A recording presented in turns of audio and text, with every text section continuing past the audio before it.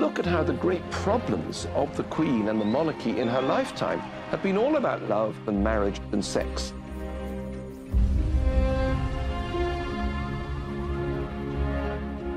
The question a lot of people here in Britain are asking this morning is, where's the Queen?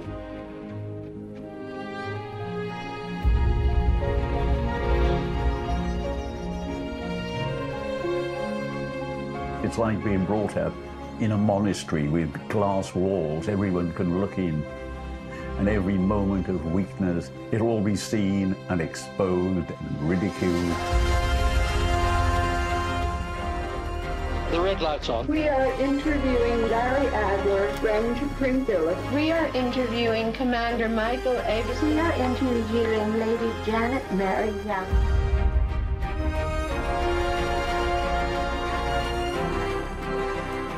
For the first time in her reign, the Queen put family before duty.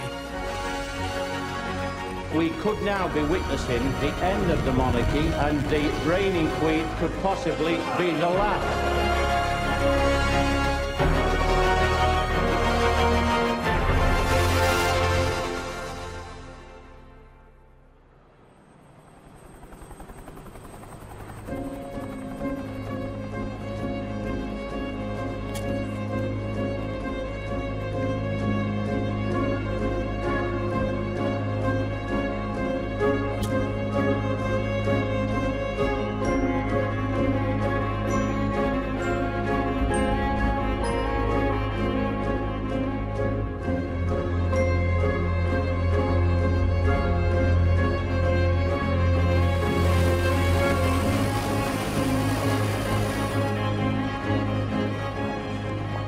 She was being the princess and working very hard.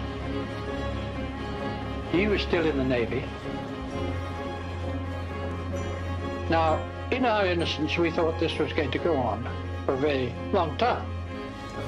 After all, the king was quite young. There might have been 40 more years as princess.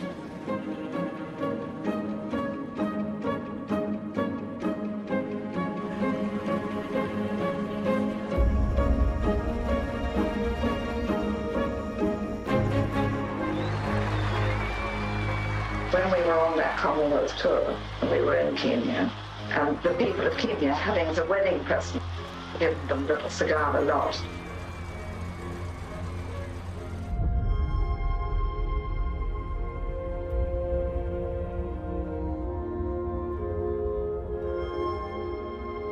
We had a day or so there to adjust and rest and do things. Prince Philip went to sleep in a little room that was off to one side.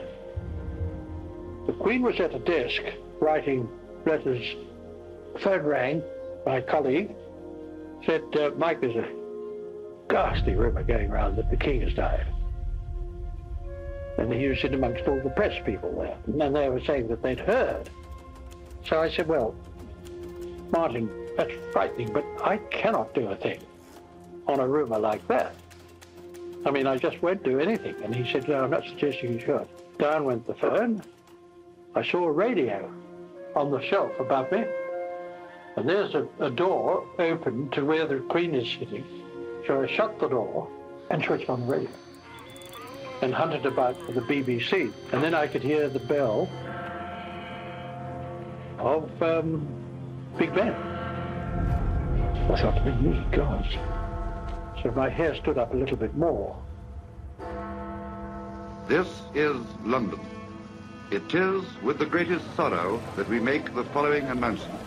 At 10:45 today, February the 6th, 1952, that the King passed peacefully away in his sleep earlier this morning.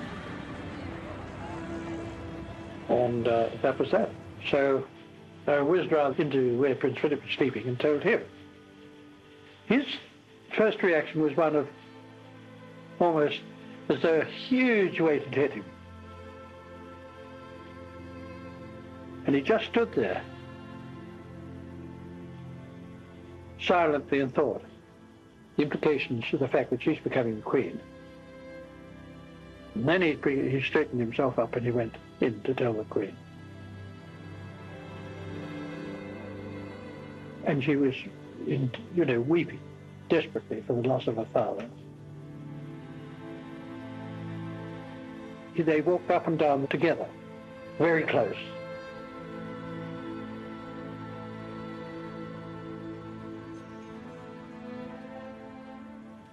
And then she straightened up, fully conscious of the fact that she was queen and that she must tend to that affair immediately. And she went into the desk that she'd been working on and started to send all these telegrams off around the Commonwealth and to friendly countries like the United States and so on.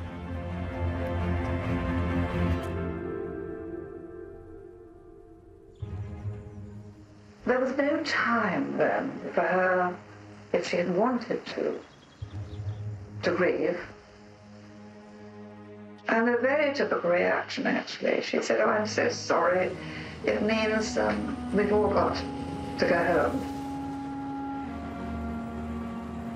As the plane was about to touch down at London Airport, and the Prime Minister, Winston Churchill, and my parents, the Duke and Duchess of Gloucester, and all the receiving line of the cabinet were drawn up there in their black clothes.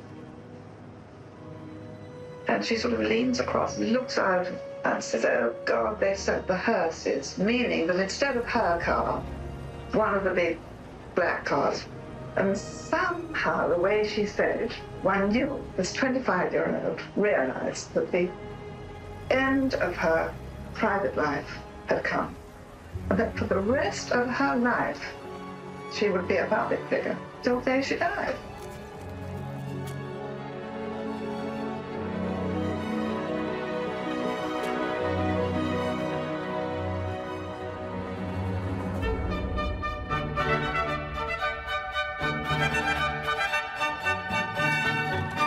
I ask you all, whatever your religion, to pray for me on the day of my coronation.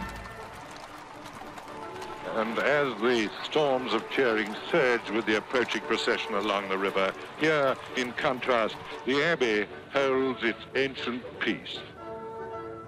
I think what changed for the Queen at the moment that she succeeded her father was the sense that she was on her own.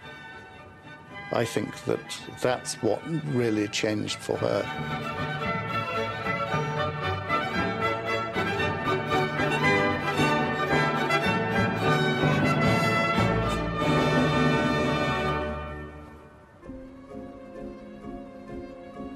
She did have the enormous advantage of being trained by her own father. But I think she must have enjoyed those training sessions with Papa, because it was something so special between those two. Nobody else had it. I remember her once saying to me that my father told me I must always remember that whatever I said or did to anyone, they would remember it. So that if I showed disapproval, they will remember that I showed disapproval. Therefore, I think she's very, very careful not to give any sort of impression that might be construed as disapproval.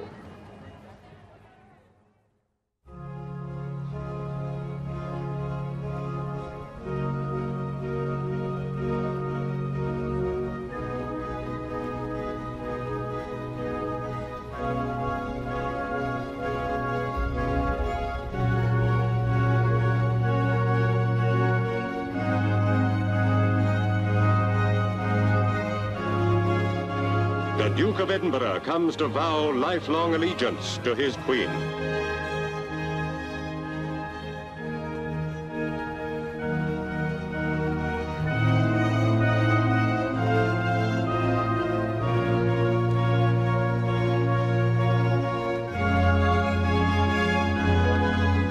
She's the Queen, and he, perforce, is the husband.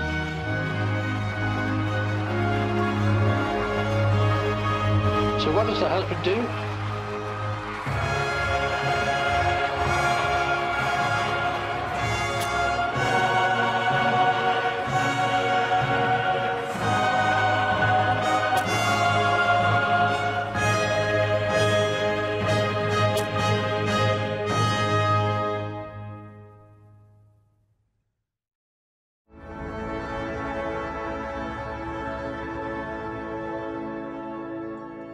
Elizabeth, as Princess and Queen, has always been guided by her sense of duty. But it's one of the extraordinary things about the Queen is that she fell in love and married just about the first man she met.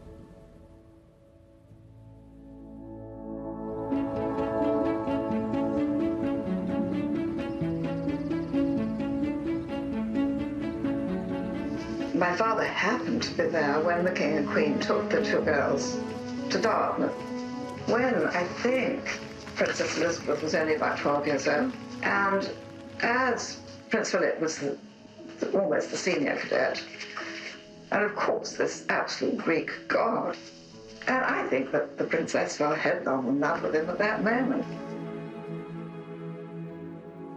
The Queen was too young. Nobody thought of her falling in love and remaining in love with that person for the rest of her life. I mean, she was a child. But clearly he made a great impression on her, and the romance, if you like, developed sort of rather gradually.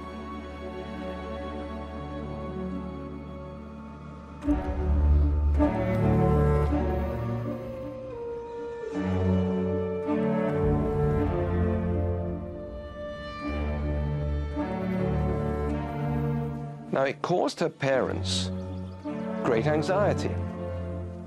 What parent wouldn't be anxious about a daughter who wants to marry the very first man she's fallen in love with?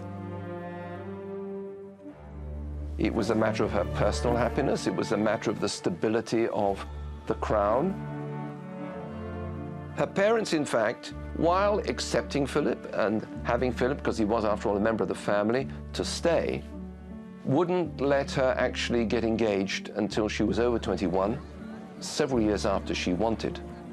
Because, you know, she wasn't just taking on the man she thought she loved. She was taking on the man who had to shoulder almost half the burden of the monarchy.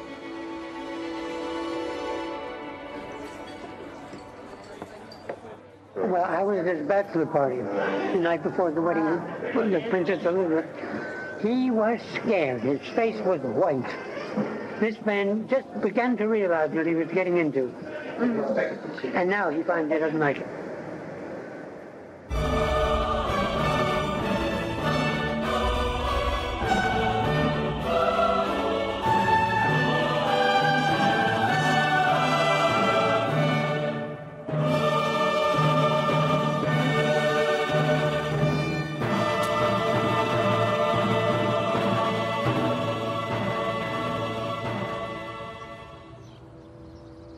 It was very much a conventional British household. He was very much the man of the family. He took the decisions. She looked up to him in their private life. Obviously, as princess, she had a lot of official things to do. But they were still able, with these two small children, to have this family group.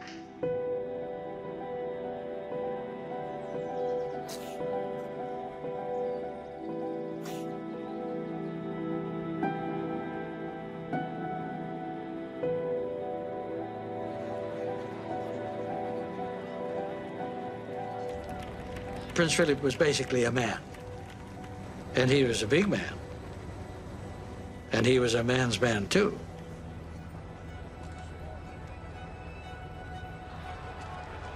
I think there must have been moments when it would have been pretty heavy for him to take. This extremely active, enthusiastic young man who suddenly finds his whole life is going to be taken away from him, and probably thinking he'll become a yes man for the rest of his life. This really devastated their lives, actually, as a married couple. Could you tell me, what is your job in your own mind? Well, I haven't got one. I'm self-employed. But surely you must have some clear idea of what role you fulfill in modern society. It's very difficult to answer.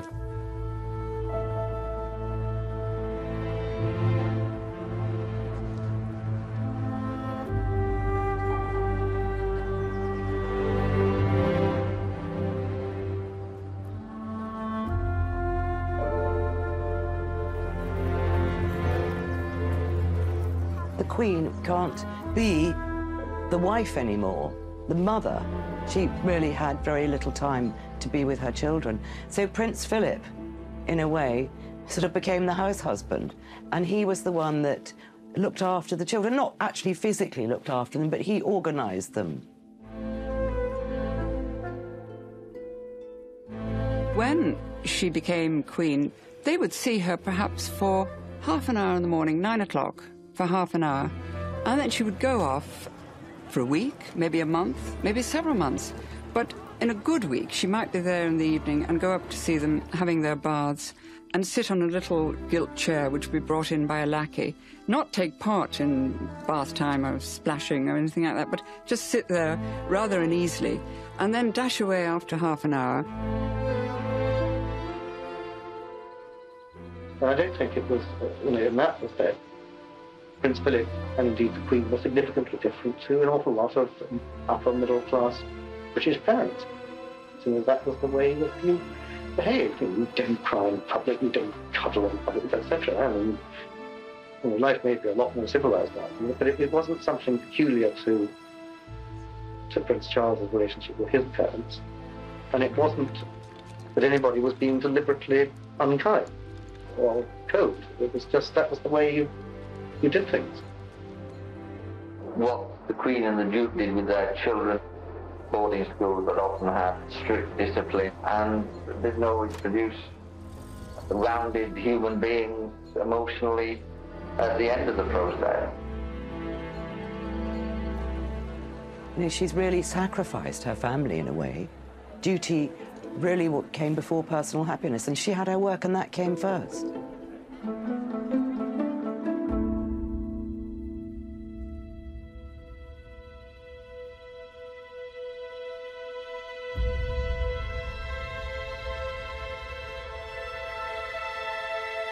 Elizabeth and her younger sister Margaret were always very close as children, but both of them knew that in the end Elizabeth would be on the throne and Princess Margaret would need to find a role for herself. I don't think she ever really settled to that, to be honest.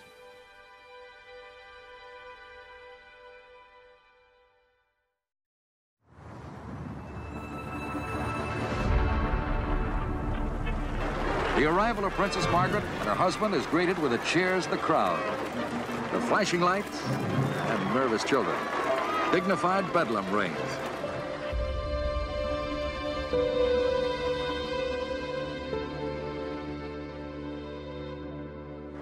Most adults remember Margaret growing up with her sister, and the two children were as loved by Americans as they were by Britons.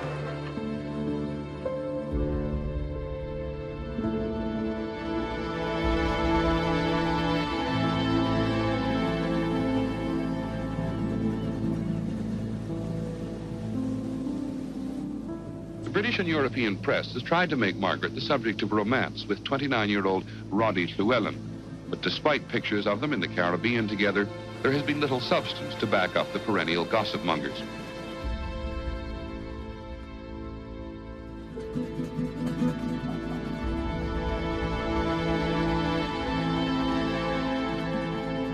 Queen Elizabeth has ruled out divorce for her sister Margaret.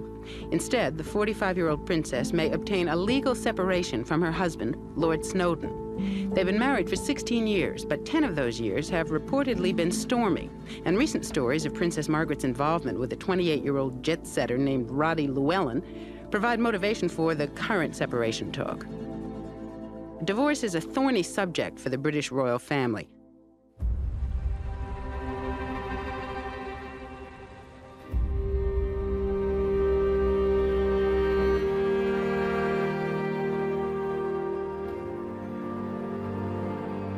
She was a divorcee, I think, and the question whether it was appropriate for the King of England to be married to a lady who was first divorced. This is London. A quarter of an hour ago, the Prime Minister came to the bar of the House and handed to the Speaker a message from His Majesty the King.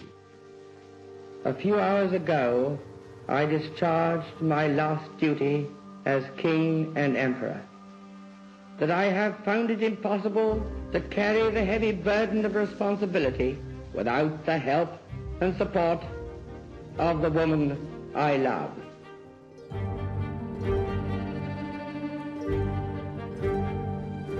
We therefore do now hereby proclaim that the high and mighty Prince Albert Frederick Arthur George is now become our only lawful and rightful king. God save the king.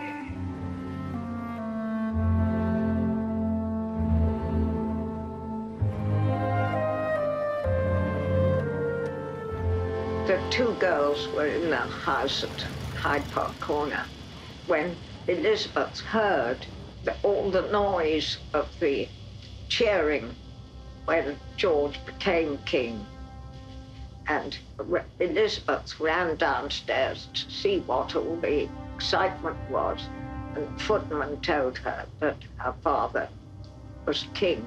She came back and told her little sister, who was 6, and Princess Margaret said, "Does that mean you'll be queen?" And she said, "Yes, someday." Princess Margaret said, "Poor you."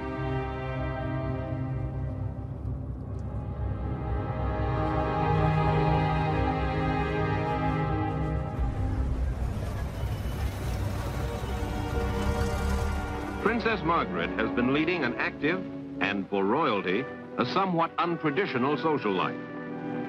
Now, England is intrigued by the rumor that Margaret has fallen in love. The man is Peter Townsend, a war hero, a captain in the RAF. Townsend, however, has been once divorced, and powerful social and religious forces are marshaled against the romance. Still, Margaret wants to marry Townsend.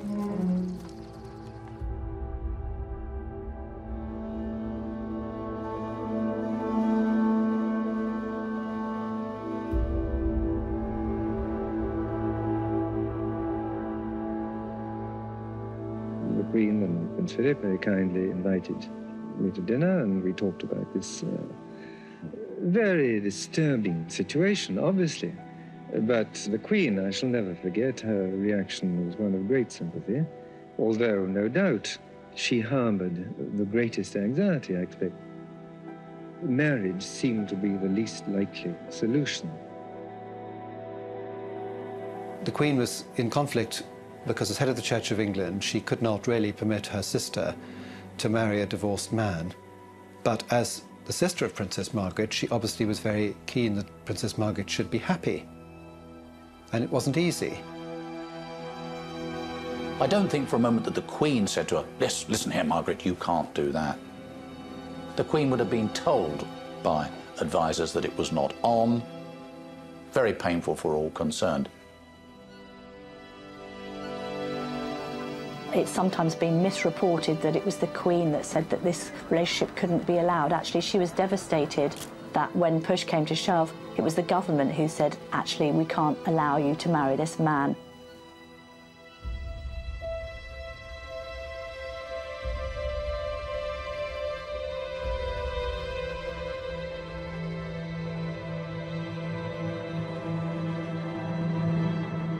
The following statement has just been issued from Clarence House by Her Royal Highness Princess Margaret.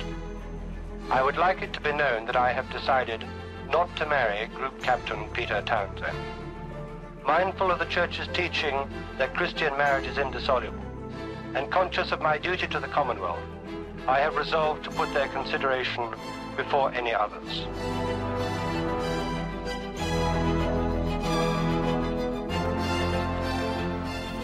I think she had a lot of sympathy for Margaret because, after all, the Queen knew what true love was. She had married the man of her dreams. I don't envy the royals their life at all, really. They have to live under the glare of publicity all the time. Everything they do is reported and quoted and criticised. But Princess Margaret, she had a really difficult life. I think this is one of the tragedies of her life, that she never knew who she was, never knew who she was supposed to be, and she left it to others, not least the media, to work it out for her.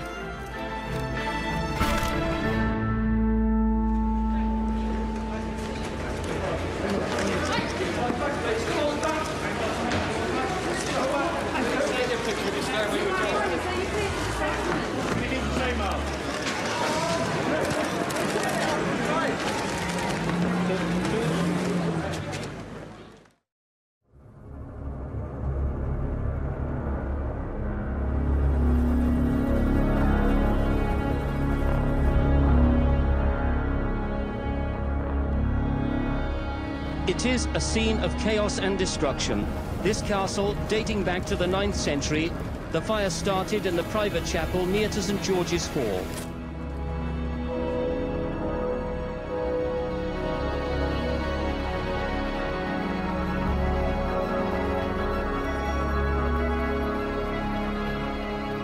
The events read like a tabloid redo of Old Testament curses.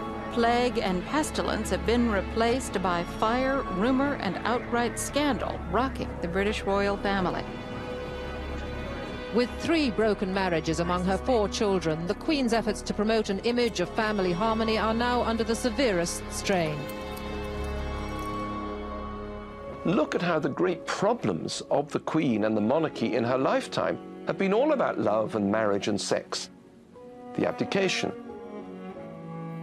Princess Margaret and Peter Townsend later. And that creates problems.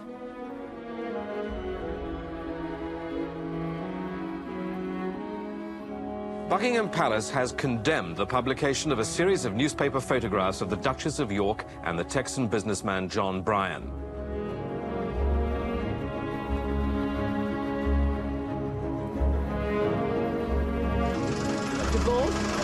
Daily Mirror. Never been mentioned by anybody. I just feel very sad. I think it's very sad when 2 people who appear to be so happily married quite suddenly divorce.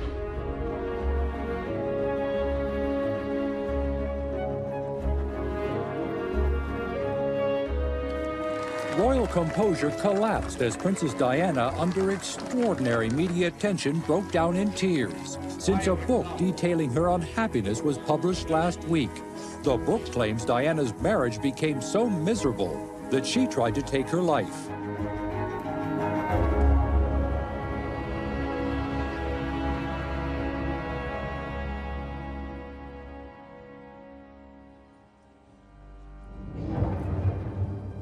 "1992 is not a year on which I shall look back with undiluted pleasure.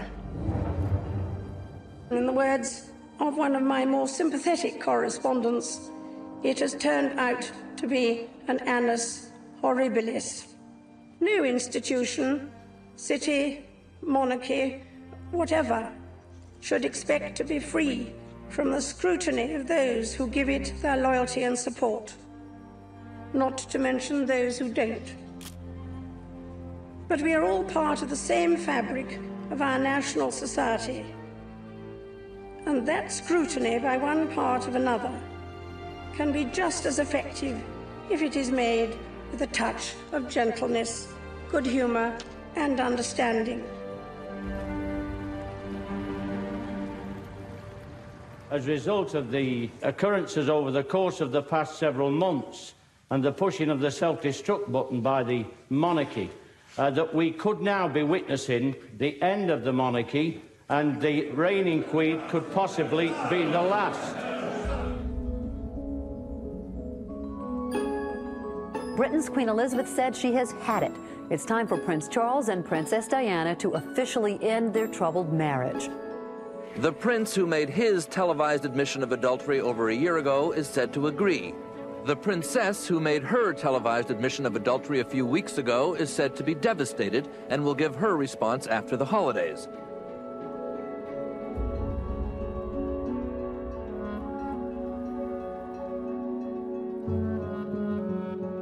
The Queen actually tried to bring Diana under her wing, but Diana was very reluctant. I think the Diana phenomena, obviously Charles couldn't handle it, and neither could the Queen.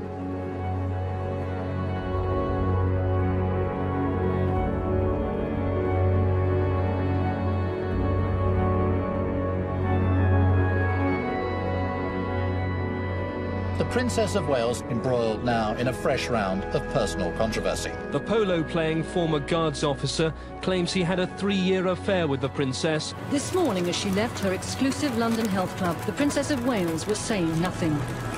Rugby star Will Carling and his wife Julia are splitting up, and everyone's asking, is the Princess of Wales to blame? Confirmation of Princess Diana's first serious romance since her split with Charles will be shown in London's Sunday Mirror tomorrow.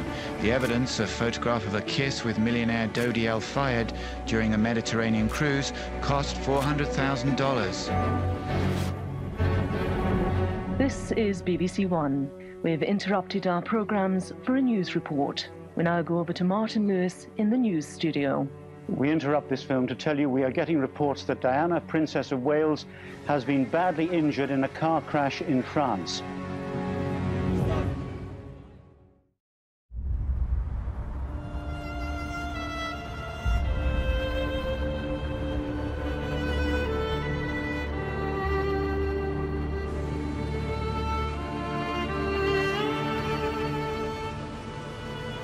Just to confirm the news that Diana, Princess of Wales, has died in a car accident in Paris, which also killed her companion, Dodi Fayed. The question a lot of people here in Britain are asking this morning is, where's the Queen?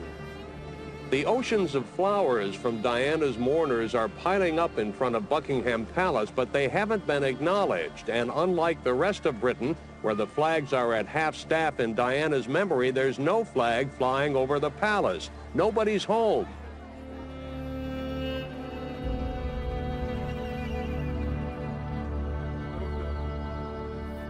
When the Princess of Wales died, the Queen was up at Balmoral with the 2 little princes whose mother had been killed.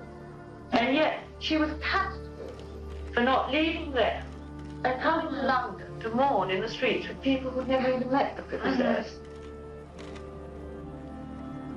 She had 2 grandchildren who must have been fairly cut up. Their mothers were so dead. To rush them down to London for the height of publicity seemed to me unnecessary. Why you could be less feeling Balmoral than at Buckingham Palace, I don't know.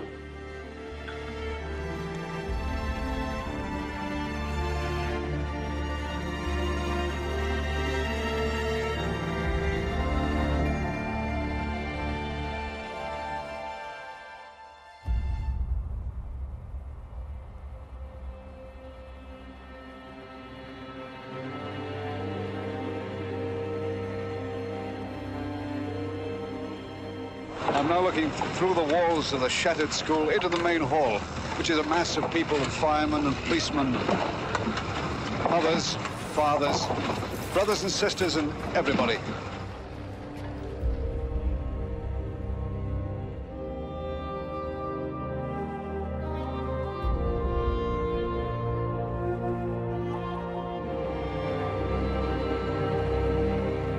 The South Wales disaster. It's now feared that nearly 200 lives were lost when the coal tip at Aberfan near Merthyr Tydfil slid forward today. One of the few regrets that the Queen has about her reign was that she felt that she reacted too slowly in Wales at a place called Aberfan back in the 1960s. There's always been controversy and criticism about the Queen not actually coming earlier to Aberfan or immediately to Aberfan, because obviously Lord Snowdon was the first royal to actually come to Aberfan. Princess Margaret couldn't understand why I wanted to go down. I just did, you know, felt I must. And I stayed there, just going into people's houses, making cups of tea.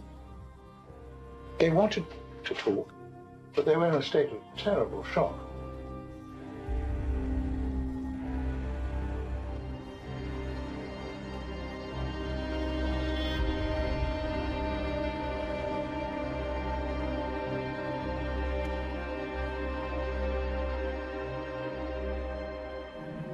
So for the Queen, I think her decision not to come at that time wasn't probably the right decision for surviving people. And I think to this day, the Queen actually had a bit of guilt about that herself.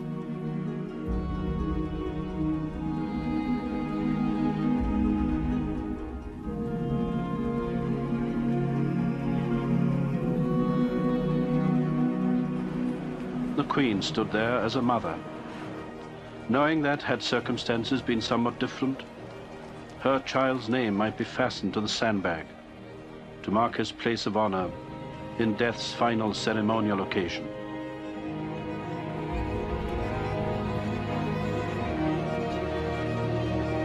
I know with all the tragedies in the world, I think Aberfan has been the main one that's touched the Queen forever and a day, really, until the day she dies.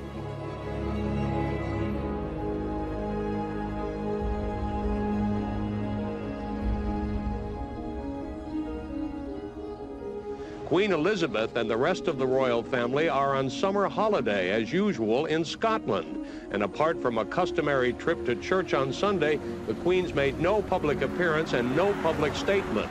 But to those who are close to the royal family, that's no surprise.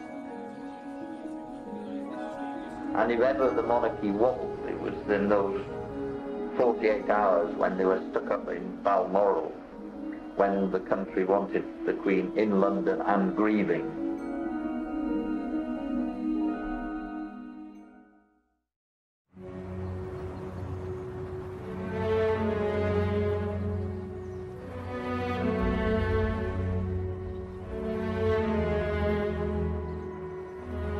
On the eve of Princess Diana's funeral, the royal family is returning to London, hoping in perhaps to quell some of the criticism of their actions since Diana's death. The Queen's convoy arrived in London. As it swept up to Buckingham Palace, the limousine halted at the gates, and the Queen and Prince Philip got out to take in the mass of floral tributes. The Queen was actually extremely nervous, because she could feel the hostility. And actually she heard, they would say, oh, about time you've come. You know, they can hear an awful lot of things that the crowd say. And then I think a woman actually gave her a bunch of flowers and said, would you like me to place it for you? And the woman said, no, ma'am, it's for you. And that sort of broke the ice. It was that moment. And I think suddenly people saw her. Instead of feeling all prickly and angry, they suddenly thought, my goodness, this is a grandmother and she's got to deal with all this.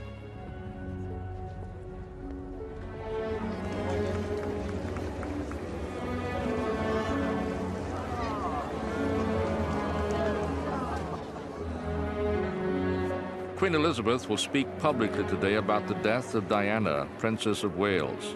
Joining me from London is NPR's Michael Goldfarb to talk about the extraordinary move by the Queen to speak to her subjects. Any idea what she will say today? It will be a very carefully crafted speech because people will listen to it with great interest. Since last Sunday's dreadful news, we have seen throughout Britain and around the world an overwhelming expression of sadness at Diana's death. So what I say to you now, as your Queen and as a grandmother, I say from my heart. First, I want to pay tribute to Diana myself. She was an exceptional and gifted human being. In good times and bad, she never lost her capacity to smile and laugh, nor to inspire others with her warmth and kindness. I admired and respected her for her energy and commitment to others. I hope that tomorrow we can all, wherever we are, join in expressing our grief at Diana's loss and gratitude for her all-too-short life. Well, I thought she said everything she should have said. Can't think of anything that she left out at all. I think it's completely appropriate.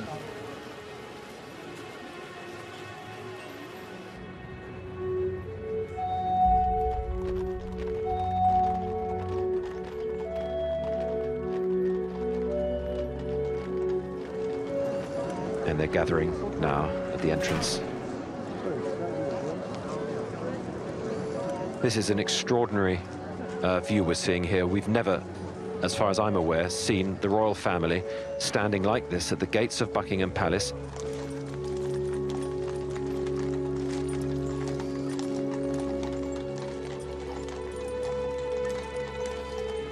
At the funeral, the Queen was very dignified and she bowed her head when Diana's coffin went past.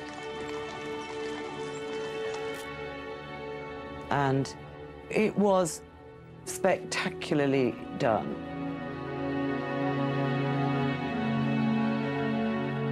I, for one, believe there are lessons to be drawn from her life and from the extraordinary and moving reaction to her death. It is a chance to show to the whole world the British nation united in grief and respect.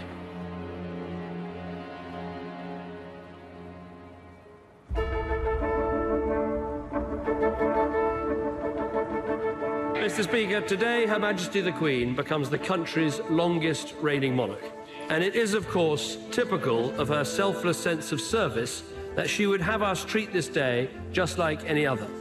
But, Mr. Speaker, while I rarely advocate disobeying Her Majesty, least of all in her own Parliament, I do think it's right that today we should stop and take a moment as a nation to mark this historic milestone and to thank Her Majesty for the extraordinary service that she's given to our country over more than 6 decades. In 63 years and 216 days, she's worked with 12 Prime Ministers, 6 Archbishops of Canterbury, 9 Cabinet Secretaries.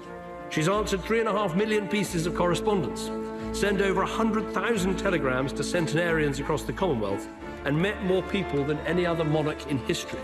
She has served this country with unerring grace, dignity, and decency, and long may she continue to do so. The important thing to remember about the early upbringing of Princess Elizabeth was that although she was a princess, she was not in line for the throne. And I believe this gave her a modesty that people respect. I think the only thing she might allow herself to feel is to say to her father, look, I've done it. I've been Queen for such a long time, and I've tried to do it the way you taught me. There is a motto which has been borne by many of my ancestors, a noble motto, I serve. I should like to make that dedication now. It is very simple. I declare before you all that my whole life, whether it be long or short, shall be devoted to your service and to the service of our great imperial family to which we all belong.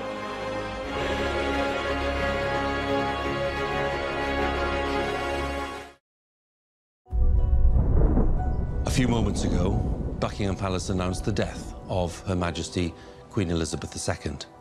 The Queen died peacefully at Balmoral.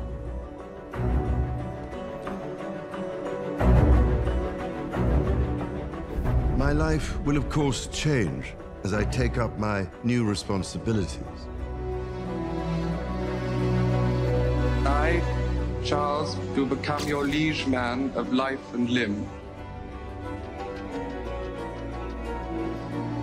The British press often casts him as weak and a bit weird. Now, where have you all come from? Where the Australian crew? Bloody hell.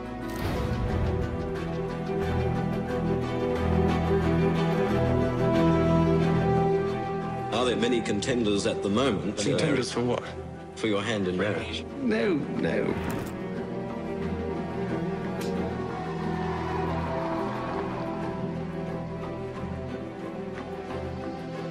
Lord Mountbatten helped him by providing a secure weekend house for courting purposes.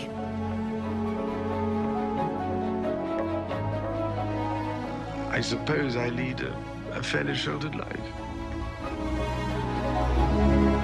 I was chucked into a pond, and I either sank or I swam.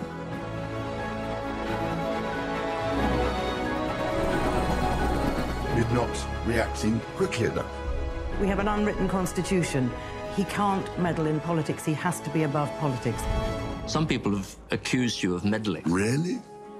You don't say. It's not so bad for me. It's much worse for the girl concerned, because she's not used to dealing with the press at all. No, please no. It's too...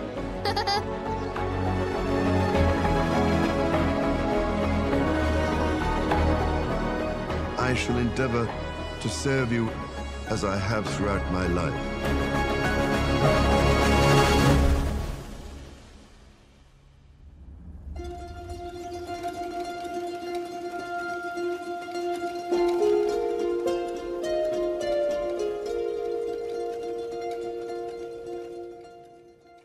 something to tell you. Oh, God, I hate this. No, look, let's go have the bath. Oh, no, there's parties. What do I do? Everybody's stinking.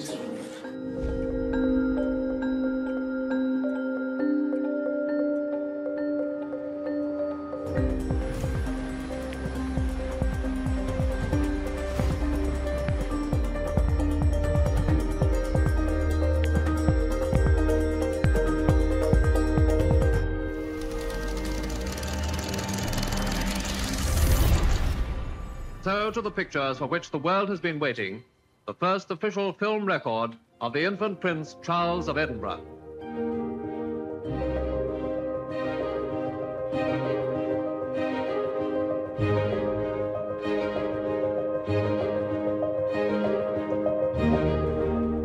And now we're privileged to show you the very latest picture of young Prince Charming on his 2nd birthday. They're not the same as any other family because they're one of that very small group of families that whatever they do is news and it is subject to public scrutiny. When did you first realize as a little boy that you were heir to the throne and not just an ordinary chap? I didn't suddenly wake up in my pram one day and say, yippee, you know. I think it just dawns on you, slowly that you get the idea that you have a certain duty and responsibility.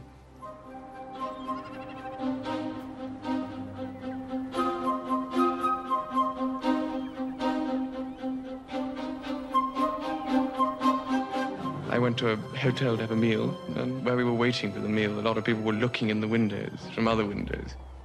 And so I thought, I can't bear this anymore. I went off somewhere else, and the only other place was the bar. Having never been into a bar before, first thing I thought of doing was having a drink, of course. It seemed the most sensible thing. And being terrified, not knowing what to do, I said the first drink that came into my head, which happened to be cherry brandy. And hardly had I taken a sip when the whole world exploded round my ears.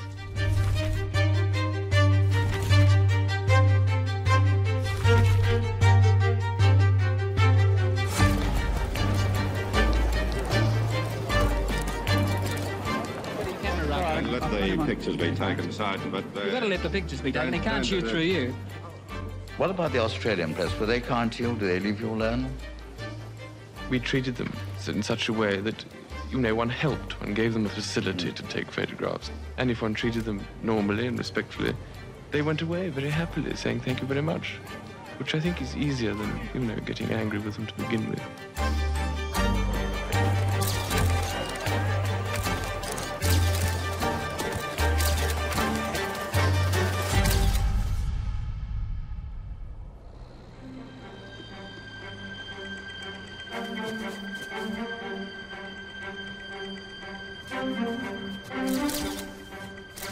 Now, where have you all come from? We're the Australian crew. Australian? What next? We're the Australian ones, sir. Bloody hell. I'm not very good at being a performing monkey. I think that I'm quite a sort of private person. I'm not prepared to just perform whenever they want me to perform. Will he pose for you? Well, he says he won't, but I know that he does. If I appear annoyed and fed up, it's because I am. We understand. In fact, we're doing a story on harassment, and we don't want to appear to be harassing you. No. No, I'm sorry. It's just, it really does, there's a limit, I find, to how long one's patience can last. I always think there's a camera now. Always. That wherever you are, there's somebody hiding behind something, somewhere. And with these immense cameras now, with these huge lenses and magnification, you can sit, a mile away and photograph through windows and everything else. And they do.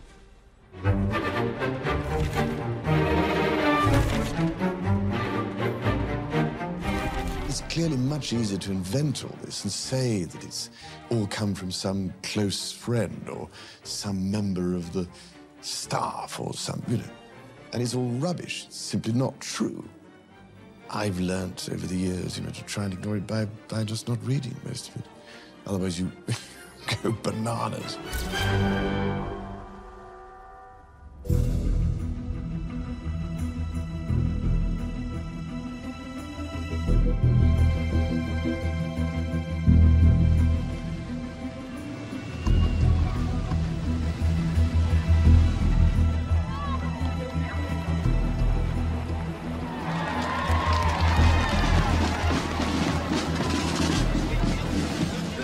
Ladies and gentlemen, His Royal Highness, the Prince of Wales.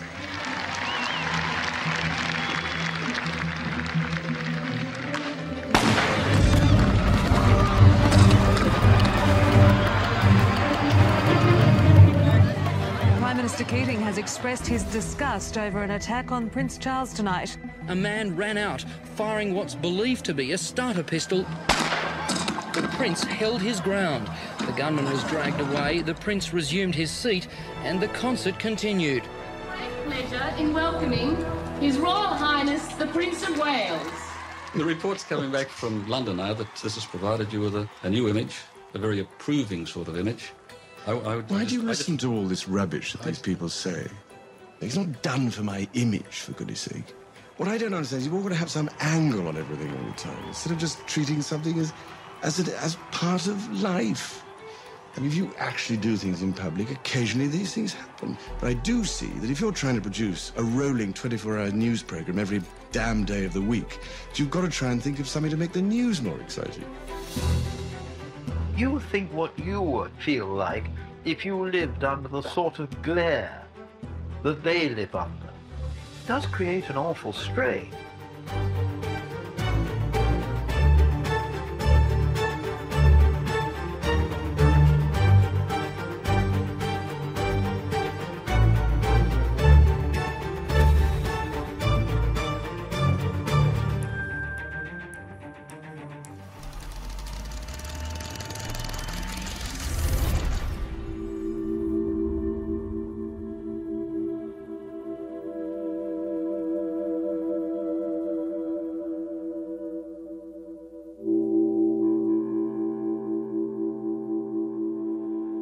Prince Philip's upbringing was, in a sense, difficult.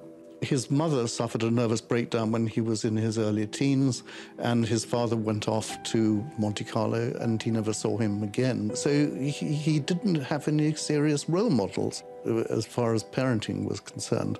You know, this later came to be a bit of a handicap when it came to bringing up Prince Charles.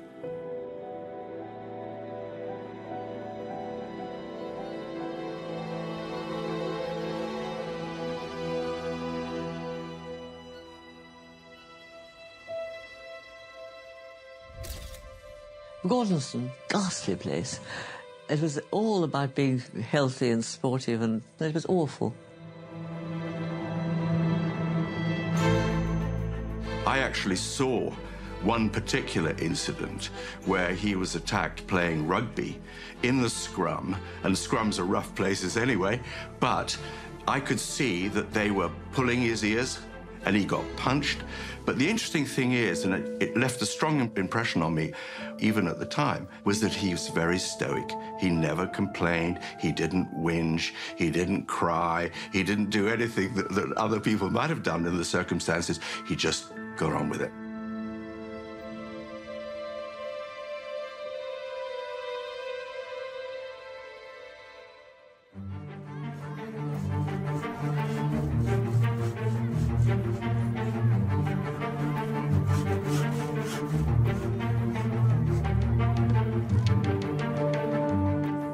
I think probably my time in Australia, funnily enough, when I went for 6 months to school there, had a profound effect on me.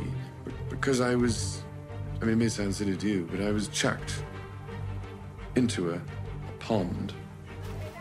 And I either sank or I swam. I was determined I wasn't going to sink.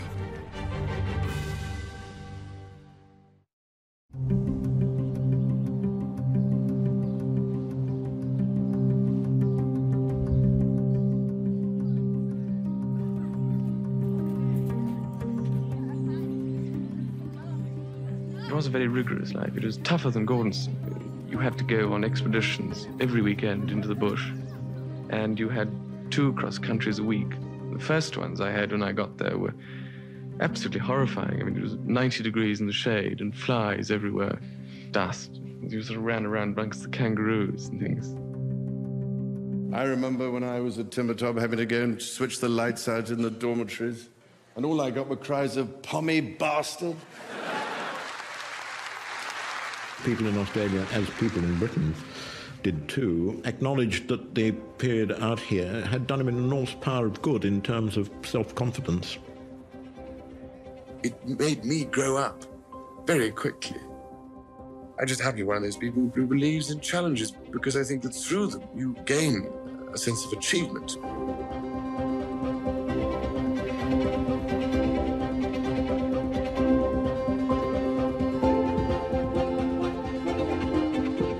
When he came back after he'd been in Australia, you know, he did remarkably well, and he ended up as head boy of Gordonston, and then he went to Cambridge. So I think in some ways, the Australian experience really helped him, and he found himself in Australia.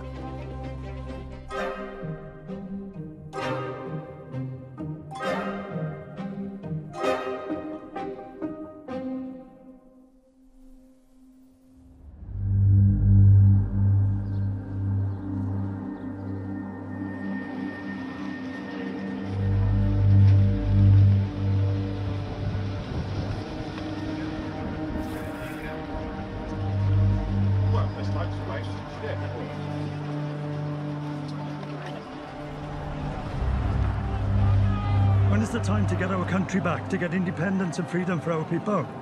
When is it? When is it ever going to be right?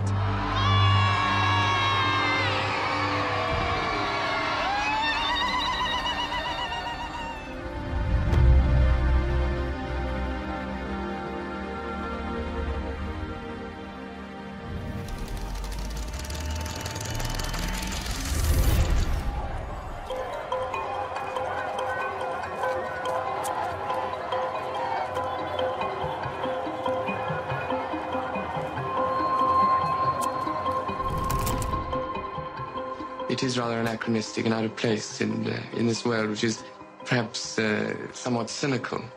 But I think it can mean quite a lot if one goes about it in the right way.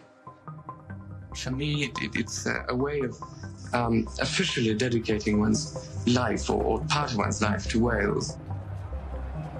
There are those that feel very strongly the investiture of Prince Charles was an imposition on this country of an English-born prince and taking the title of Prince of Wales, which of course hadn't been held by a Welshman since the 13th century.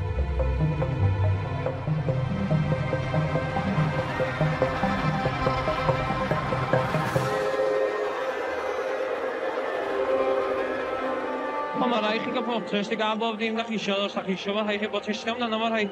Achos ydy hyn yn byd ond fas orian ar y dren.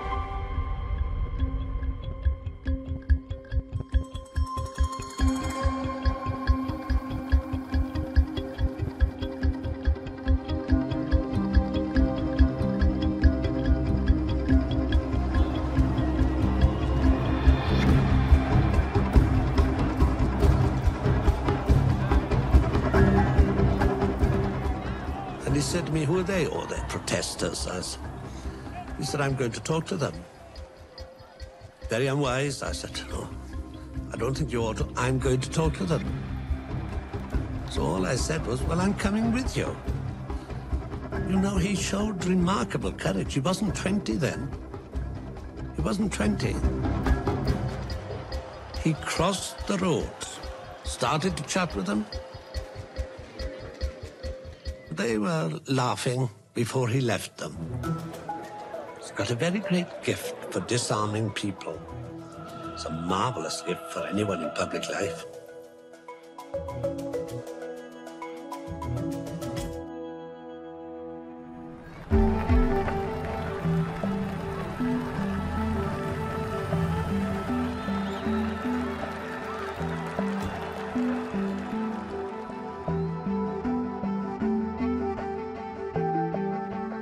I think if I've learned anything during the last 8 weeks, it's been about Wales in particular and its problems and what these people feel about Wales.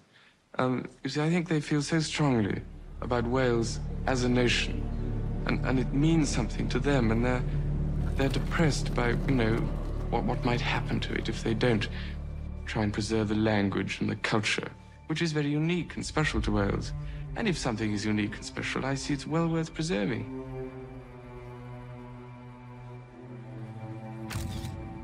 I, Charles, Prince of Wales, do become your liege man of life and limb, and of earthly worship. And faith and truth I will bear unto thee, to live and die against all manner of foes.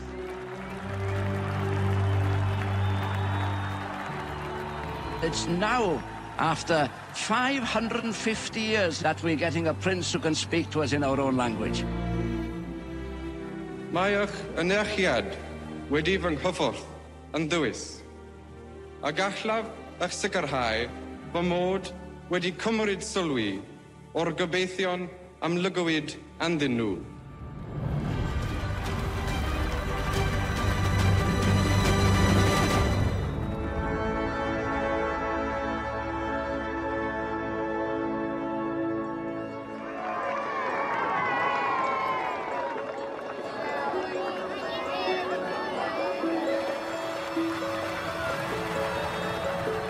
My Lord Mayor, thank you very much indeed for the very kind welcome.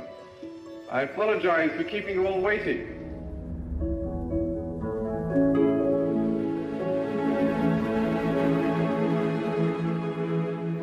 Well, I have spent my life like this and I enjoy it so much. Yeah? Oh, I do. Every minute. I mean, you don't want to make money necessarily, but just enjoy yourself. So long as I get enough to get food and the pleasures I want, I'll be quite happy. Quite. Because people in the 18th century and so on used to build or plant a lot of trees, didn't they? Yes. And I mean, trees do beautify the environment. Oh, they do.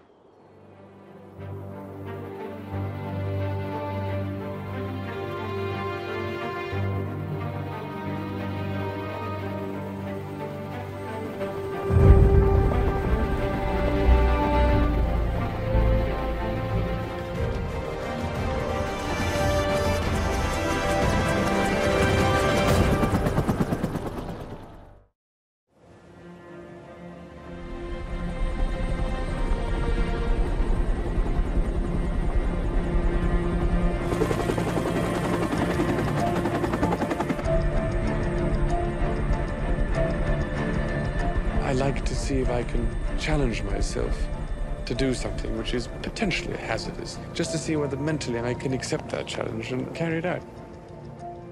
I do think that a period in the armed forces is of enormous value and benefit. It certainly was to me. Understanding people, human relations, being responsible for other people's welfare. And I learned an enormous amount from that.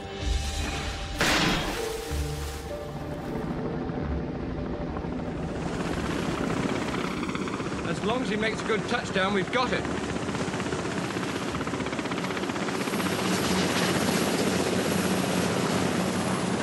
Beautiful, beautiful!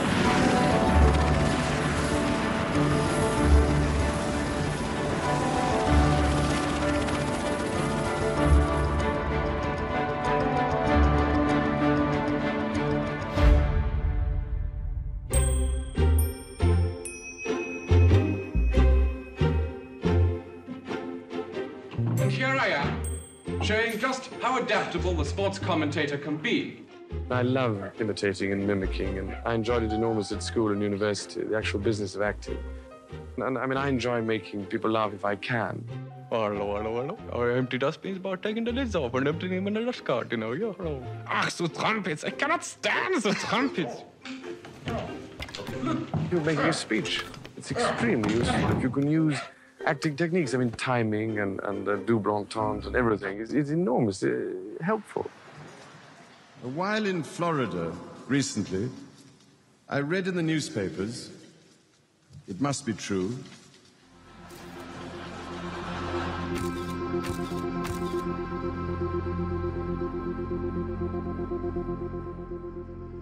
He's got involved with architecture, with education, with urban regeneration, with rural regeneration, with the environment, with conservation.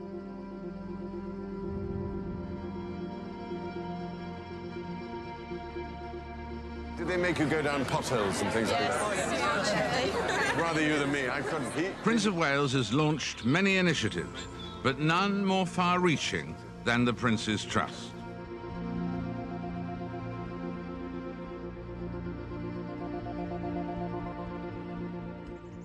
I felt the most important thing was to find a way of getting through all the red tape and the bureaucracy and reacting quickly to these people. 2 years. Are you learning something? Yeah, quite a lot. Like what? Business admin. Are you? Really? You're gonna be able to start your own business, are you? Yeah. I don't know about you, but I want to see Britain great again.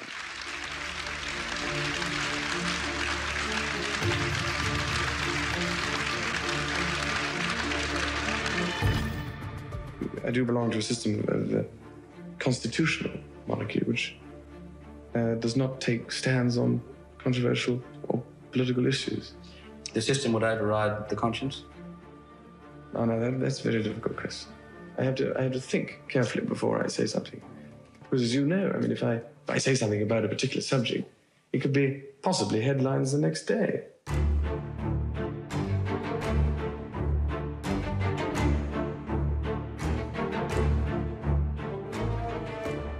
You have, ladies and gentlemen, to give this much to the Luftwaffe. When it knocked down our buildings, it didn't replace them with anything more offensive than rubble. We did that. We cannot be anything less than courageous and revolutionary in our approach to tackling climate change.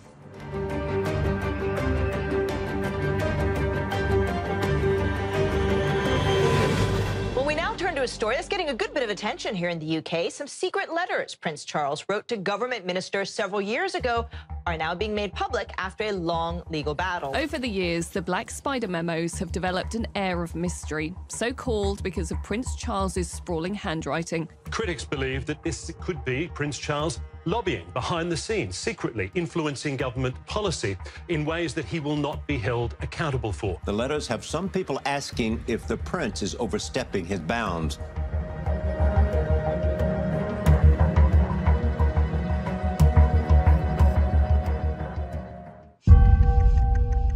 I think it's a big indication that Charles is not going to shut up when he becomes king. But we have an unwritten constitution. He can't meddle in politics. He has to be above politics. Some people have accused you of meddling. Really? You don't say. But I always wonder what meddling is. I mean, I always thought it was motivating, but I've always been intrigued if it's meddling to worry about the inner cities as I did 40 years ago and what was happening or not happening there, the conditions in which people were living. If that's meddling, I'm very proud of it.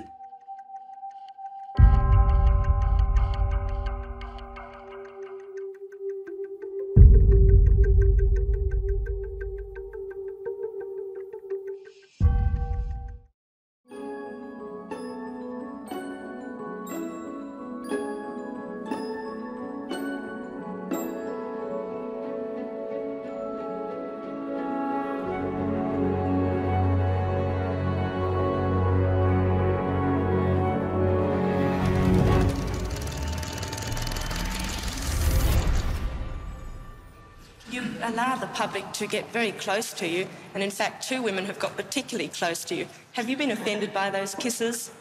God, would you be? I know, he's marvellous. I'm delighted. I'd much rather he kissed me than slap my face.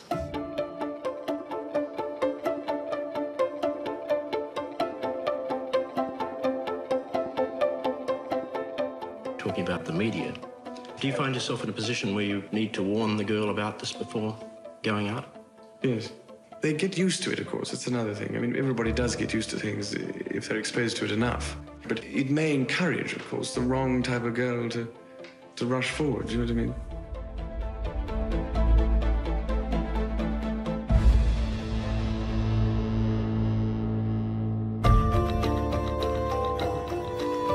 The pressure on Prince Charles to find a bride came from within him as much as anywhere, because he would realize that as the future king, he had to get married and produce heirs for the throne.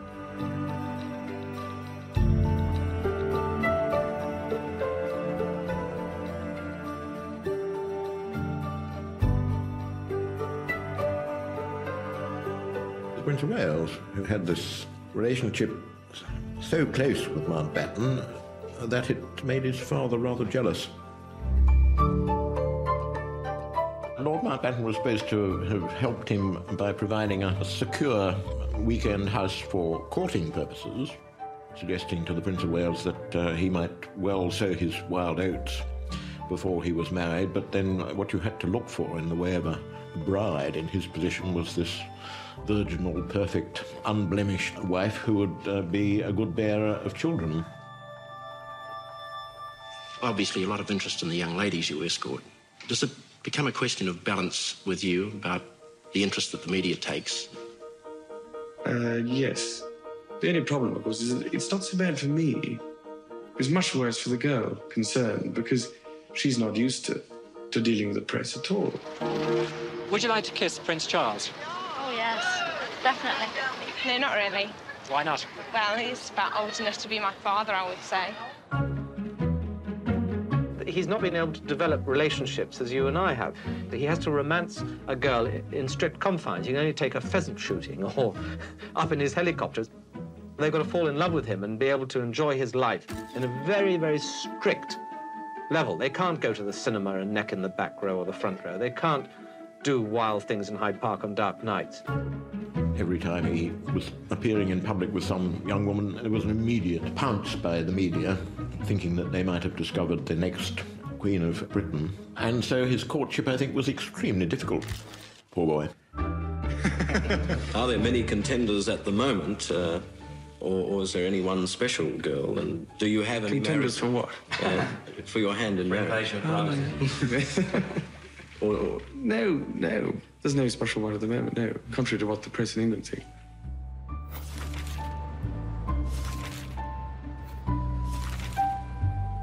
Every single girlfriend that Prince Charles started going out with was promptly examined by the newspapers in really the most prurient way to discover whether she'd had a real boyfriend, meaning a boyfriend she'd been to bed with.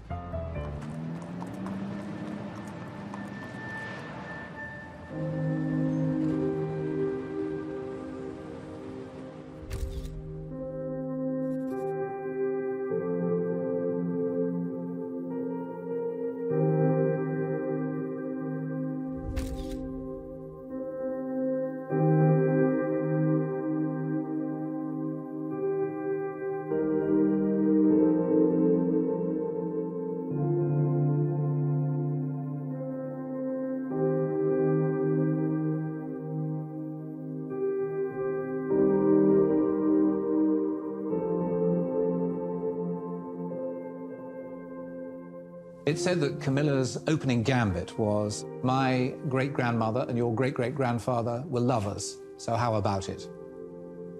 Who could resist such an invitation? Camilla was the love of Prince Charles' life.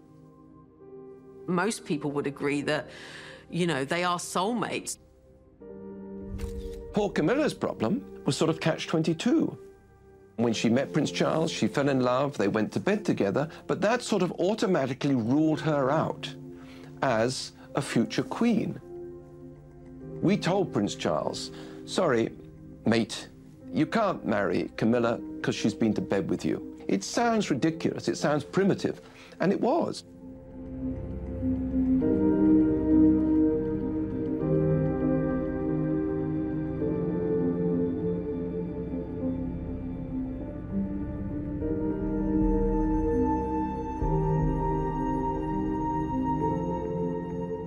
Unfortunately, of course, for both of them, Charles and Camilla, the emotional attachment remained.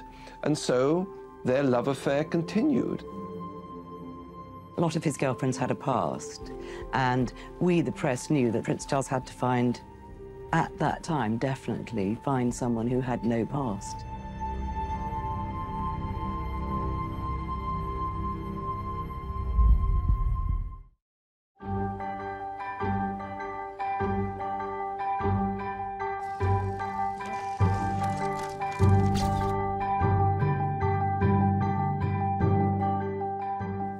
I'm amazed that she's been brave enough to take me on.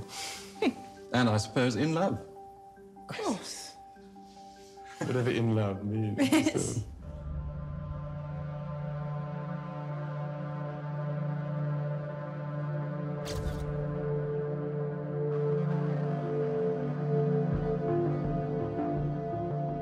And I suppose in love. Of course. Whatever in love means. Yes. Well, it you obviously can put your own means, interpretation. Obviously means two very happy people. Yes. Once again, congratulations. Well, from us, congratulations. Thank you very much. Very kind.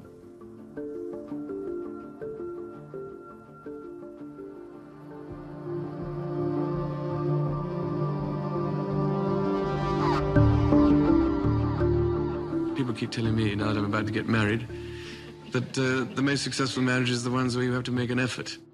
And you can't expect the whole thing to be lovely and rosy and successful unless you do work at it.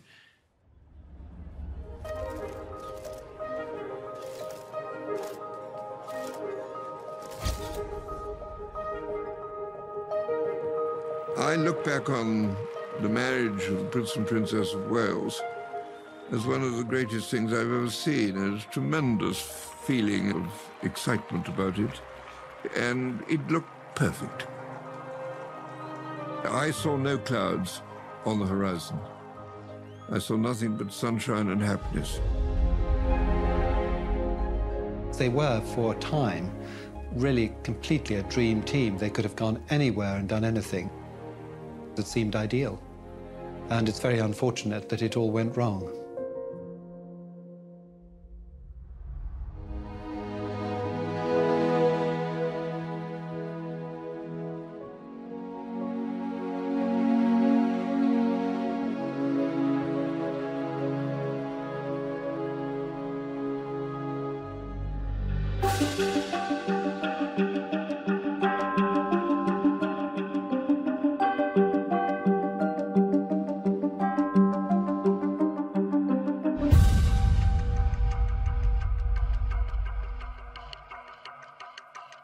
He told me about the television program.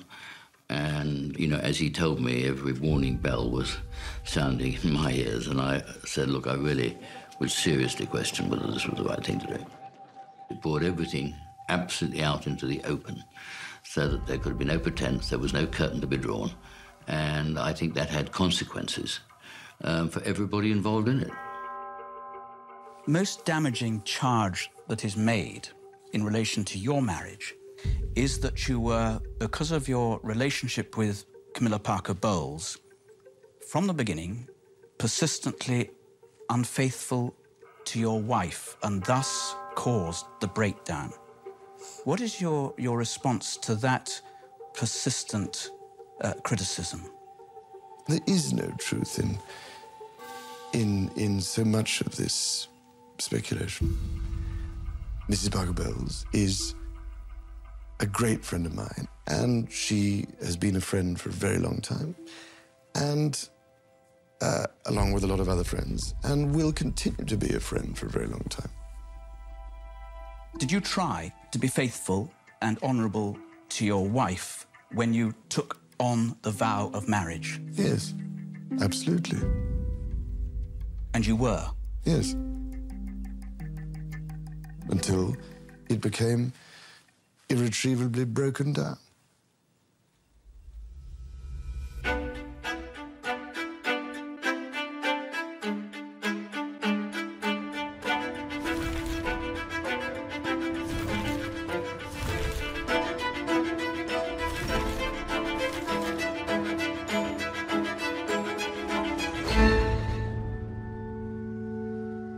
I think that by telling the truth in that very precise and narrow way that he did, lanced a large and growing boil. Just imagine what it would be like if this speculation had continued, story upon story, lie upon lie piling up. I think he got it out of the way. It was painful for everyone involved. I mean, it must have been awful for him. However, I think it was a courageous and honest thing to do.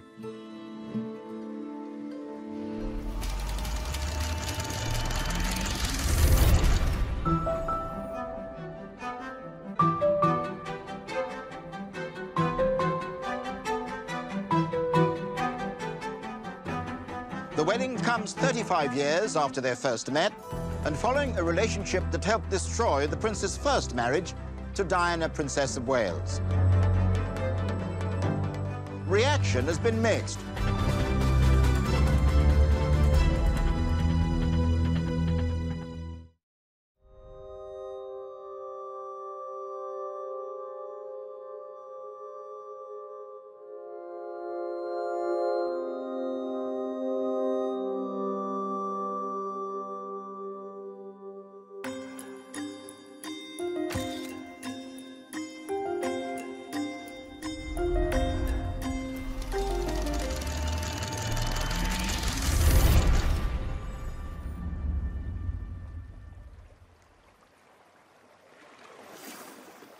Brilliant.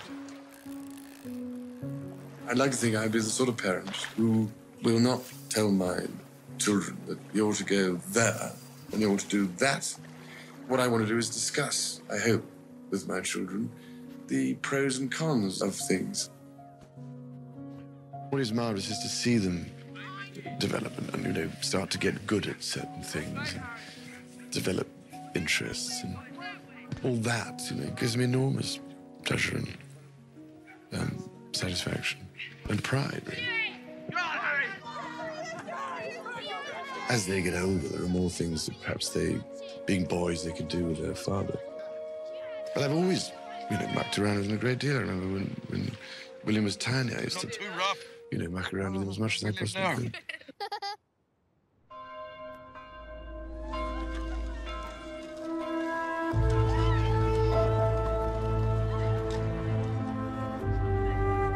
Diana saying to me once, pointedly, she said, you know, what a good father he was. What a very dedicated man he was. How much admired him. Around what time period was that? 6 months before she died.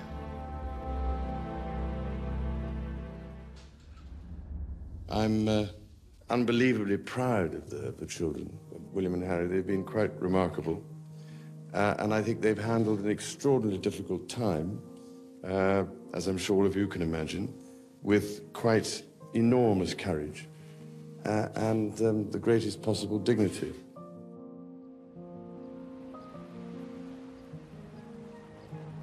As soon as the funeral was over, nobody watched television, nobody read any newspapers. They just did things with Dad, you know, and suddenly the world could see that actually they loved their father, which they always did. But it was always this feeling that maybe he wasn't a very good father, but he always was a good father. And then he took Harry with him to South Africa, and I think that was a turning point for Charles, when the press were on the plane, and they suddenly thought, you know, here is a grieving father who is like any other grieving father.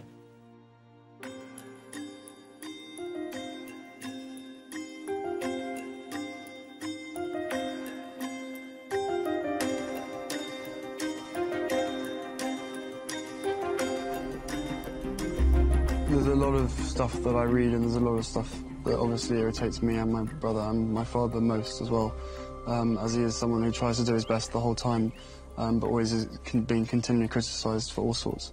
You just get on with it. You can't really deal with it. There is no way of dealing with it. You just hope that the next day that it isn't in the papers.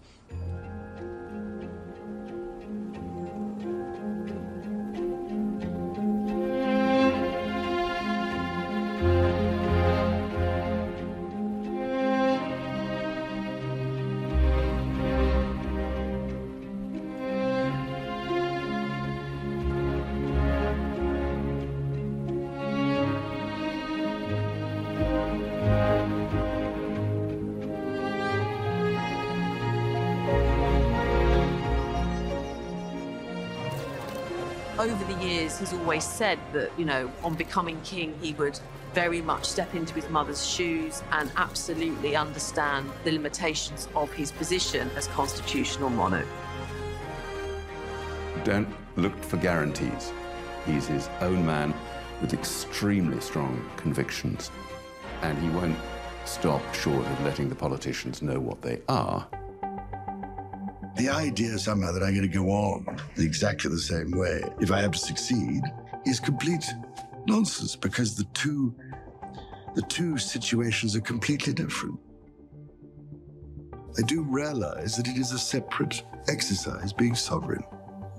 So, of course, you know, I understand entirely how that should operate. His challenge is enormous. I think he will rise to the challenge because he's been preparing for it for 70 years. This is his moment. This is when he can prove himself. 3 cheers for His Majesty the King. Hip hip! Hip hip! Hip hip!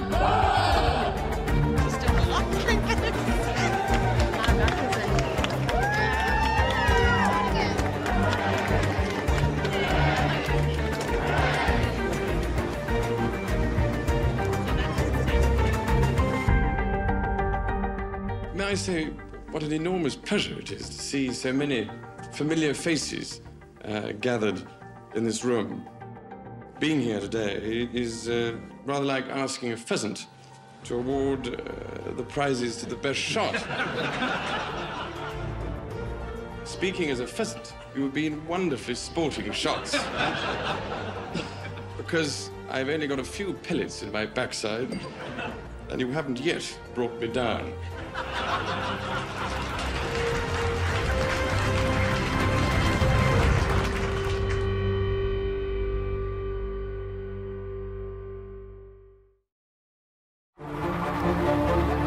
Saturday, May 19th, 2018. The royal market town of Windsor, England, is besieged by over 100,000 tourists, well-wishers, and celebrities.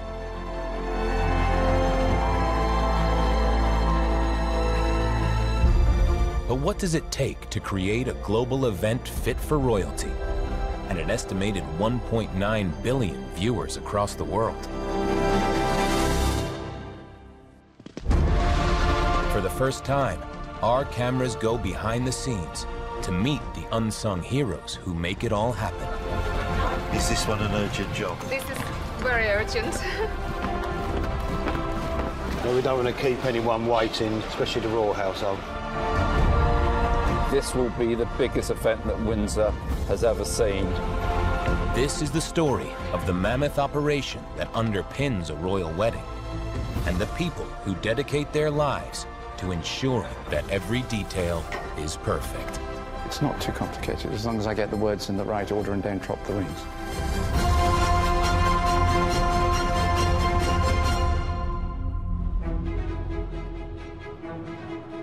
November 27th, 2017. Congratulations are in order for Britain's Prince Harry and actress Meghan Markle. They announced their engagement today after months of speculation. Their big day is set for May 19th, 2018. Just 6 months away. Very little time to organize any wedding, much less the ceremonial splendor and pageantry of a wedding for the British royal family.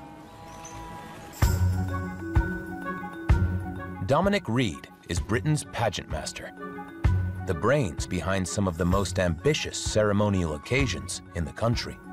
I organise big events. I've run the Lord Mayor's Show, and I ran the city end of the Queen's Golden Jubilee in 2002. You know, quite big, quite complex, and quite high profile, and that's what I specialise in. Dominic is also chief executive of the Invictus Games Foundation, the sports event founded by Prince Harry for war veterans. When the Prince chose the Toronto Games to introduce the world to Meghan Markle, Dominic was at the couple's side. This is the first time Prince Harry and Meghan Markle were in public together. It certainly wasn't planned from my point of view. I just ended up sitting there, and it was, great to be just a little moment in history. It's fantastic. It's very nice to be part of it. He's worked closely with Prince Harry for the past 4 years. You know, very dynamic, very personal, very lovely young couple, and I think people relate to them. I think they'll be a real force for good. Dominic will be joining them on their wedding day, and he knows what Operation Royal Wedding will demand to get them there. It's a colossal amount of work to put on a big event like the wedding. I think there will be very much a focus on them as individuals. Prince Harry is less formal and less stiff than some people, and he will have a particular way in which he wants things to be. But it's a royal wedding, so it'll have elements of that too. And I think the interesting thing will be how those two things come together. Windsor Castle is one of the world's grandest and most exclusive wedding venues. 25 miles west of London is the largest and oldest inhabited castle in the world. Home to 40 monarchs in its 1,000-year history. When this royal standard flies on the flagpole, Her Majesty is in residence. Dominic knows that the couple wish to be close to the crowd. Their plan is to make a 2-mile-long carriage procession around the town, but it's not without its challenges. We're moving up towards the castle on the processional route, looking at previous processions from previous royal weddings that have happened at St George's Chapel. 30,000 people turned out for the wedding of Prince Edward and Sophie Rhys-Jones in 1999. But it's expected that 3 times that number want to see Prince Harry and Meghan. If you look at the width of the pavements in winter and you think of the number of people who want to occupy that space, I think it's going to be quite a crowded day. With vast numbers of well-wishers descending on Windsor, precision planning is essential. We're very pleased that they've chosen to have the wedding here, but we're just slightly nervous. Colin Rayner is an events groundsman with responsibility for the Queen's parkland surrounding the castle. I think this will be the biggest event that Windsor has ever seen in a lifetime. I was here for the wedding of Prince Charles, and that was tens of thousands of people, where you're talking nearly 100,000 people they're expecting here. With this colossal number of people, keeping everyone safe is paramount. It's estimated that security for the event is costing at least $8 million US. With more than 3,000 police officers on the streets around Windsor, it's an operation that has taken every available second to organize. I think planning started the day after the wedding was announced. It's a huge, huge policing operation. It's quite nice to have it in the Thames Valley area, and it's literally in our back garden for Windsor, so yeah, I think it'd be fantastic. This event will be one of the largest operations in Thames Valley police history. Aiding the police operation will be an army of volunteers who will be valuable extra eyes and ears on the day. It's like a scene out of a battle movie, isn't it? Just bodies everywhere. As an event organizer for the local town council, Wayne Wedgbury is in charge of this team of 140 Royal Borough ambassadors. Oh, I think the wedding being here on the 19th of May is just so exciting for everybody. We're going to be in the crowd, we're going to be very distinctive in our red uniforms, and so we're going to be the people who spot whatever's going wrong. With well-wishers swept up by wedding excitement, there is a chance some members of the public might get carried away. There is a group called Harry's Stag Do Part 2, which effectively is 26,000 people who've all said they're going to come to Windsor for a party. They are more than likely going to come with multiple bottles of vodka, gin, whatever they want to drink. So potentially, that could cause us an issue. Drunken revelers, coupled with the River Thames, which flows through the Crown Estate, is a recipe for disaster. Dan, can you put a few more nails in? Colin is making the riverside safe with the help of Stubbings the dog, who has the Queen's approval to oversee proceedings. He has a security pass and is a part of the team, and he's got special permission to be in the Royal Parks. We put this fence up to stop people falling in the river. We have to do this work without damaging the grass, so it has to look like a perfect lawn. When you're putting on a royal wedding, it's all about the details, even with 2.5 miles of fencing. What we're doing now, we're now making sure the fence is perfect. It has to be straight, it has to be level, because it'll be seen by thousands of people.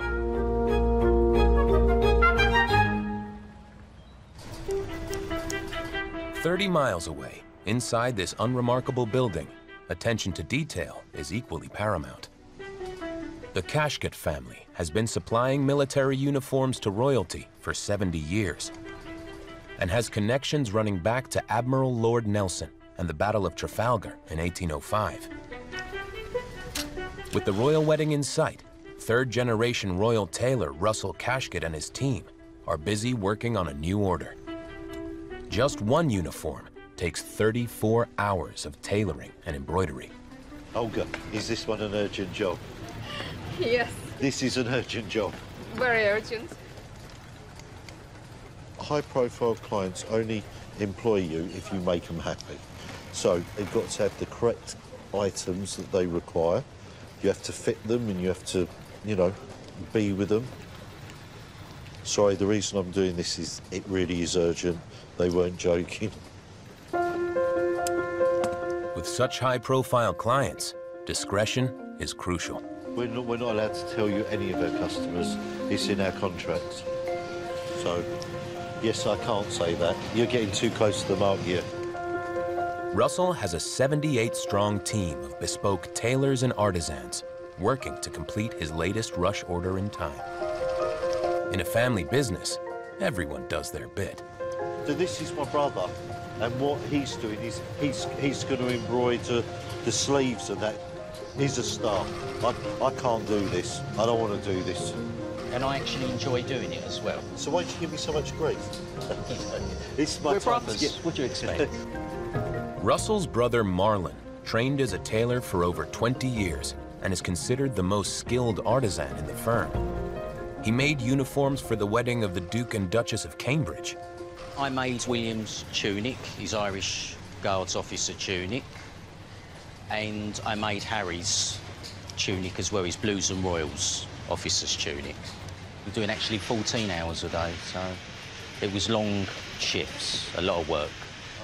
Another Blues and Royals officer's tunic is currently in production on the shop floor. Yeah, this is a Blues and Rolls, all embroidered by the girls. Takes forever, but each one is individually made because everyone is different lengths. This is like a bespoke suit with a hand canvassing that goes on. People don't actually realise how much work goes into one of these garments. When it's finished, it will be very beautiful. Some jobs are trickier than others, and the toughest of all falls once again to Marlon. This is one of the more difficult collars to put in because of the thickness of the gold. You see the thickness there? So to do that gold and build it up the way that we have to build it up, it would take about 3 weeks to do the gold. The day draws to a close at Caskets, but not for Marlon. This order requires burning of the midnight oil.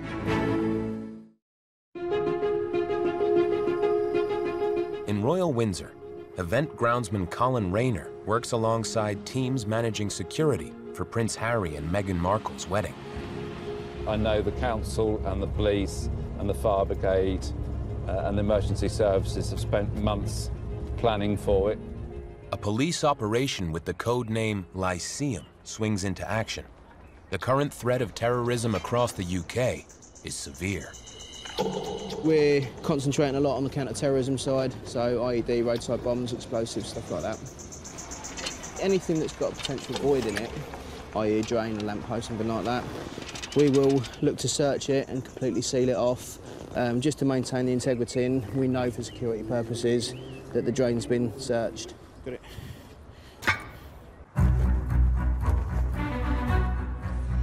Wayne Wedgbury is preparing the volunteers for the reality of dealing with large-scale public events. In Duisburg in Germany, all of a sudden, everybody stampeded. And what that resulted in, 21 dead, 500 who were severely injured. This won't happen in Windsor because we're planned and because you guys will be briefed and we'll know exactly what's going on. As a pageant master, Dominic Reed understands the level of security management required to pull off an event like this safely. You've got the security side, you've got the police, but you've got specific military units. You've got the guards, you've got the Household Cavalry Mounted Regiment. You've got all these groups of people who are utterly expert at delivering ceremonial. And you bring together that team, you coordinate it, and it sparkles. It's absolutely magical. The intense security has to cope with the palace's wish to allow as many people as possible to share in the big day. The carriage procession will come out of the castle, it'll come back down here onto the high street and then work its way around and then into the park and back up the long walk back to the castle. So the public will get to see the newly married couple in a carriage procession. Stuff of fairy tales, it'll be amazing. The wedding is only 2 weeks away. But first, it's the Royal Windsor Horse Show, an unmissable date in the Queen's diary, creating a new challenge for organizers. We're expecting 3,000 horses in the next week and a half. The Royal Windsor Horse Show finishes on Sunday, the 13th of May. The Royal Wedding is on Saturday, the 19th of May. So we've literally got to strip out a whole load of infrastructure to get it ready for the anticipated huge amount of public that are coming for the Royal Wedding. It's up to Nick and Colin to ensure that the Queen's grounds are returned to immaculate condition in time for the wedding. We've got to change this from a horse show site within 24 hours. The horse show finishes on the Sunday night, and by Monday night, we have to clear this site of something like 500 tons of horse manure. 27 miles away from the construction site in Windsor is Lambeth Palace, London. The clergyman who will officiate at the wedding is preparing for his role on the day. Philip is the spokesman for the other apostles. Justin Welby, the Archbishop of Canterbury, is the senior bishop in the Church of England. His immediate boss is Her Majesty the Queen, head of the Church and defender of the faith. Morning prayer is the normal Church of England morning prayer. We read the Psalms, we pray together, we pray for needs in the world, and we sing, or at least other people sing, and I make a noise. So that's basically what happens. His relationship with the royal family is an intimate one. His title stretches back through 1,400 years of British history, with the role of officiating at coronations, royal christenings, and weddings. The high-profile major events and hugely enjoyable events, do mind the step, that come with something like a royal wedding. So it's a highlight, it's fun, it's a huge privilege. Right hand to the Archbishop is the chaplain at Lambeth Palace, Reverend Dr. Isabel Hamley. She's already playing a crucial role in the royal wedding. The Archbishop has a really busy schedule. He's actually in Kenya just in the lead up to the wedding, and there's a number of rehearsals happening, and I will attend those rehearsals and work out where the Archbishop is supposed to stand, what he's supposed to do. Then I write everything down for him so that on the day he knows exactly what he has to do at every point. The rehearsals are happening here, in St. George's Chapel in Windsor. Dating from the 15th century, the towering perpendicular Gothic-style chapel is the burial place of 10 British monarchs, including both Charles I and Henry VIII. Prince Harry was christened in this chapel in 1984, and now it's the venue for his marriage to Meghan Markle. The ceremony is the first royal wedding for the present Archbishop of Canterbury. With a worldwide television audience of billions of people, nothing can be allowed to go wrong. My role in the wedding is quite simple. It's officiating at the actual marriage part of the service, and that's all written down for me, so it's not too complicated, as long as I get the words in the right order and don't drop the rings.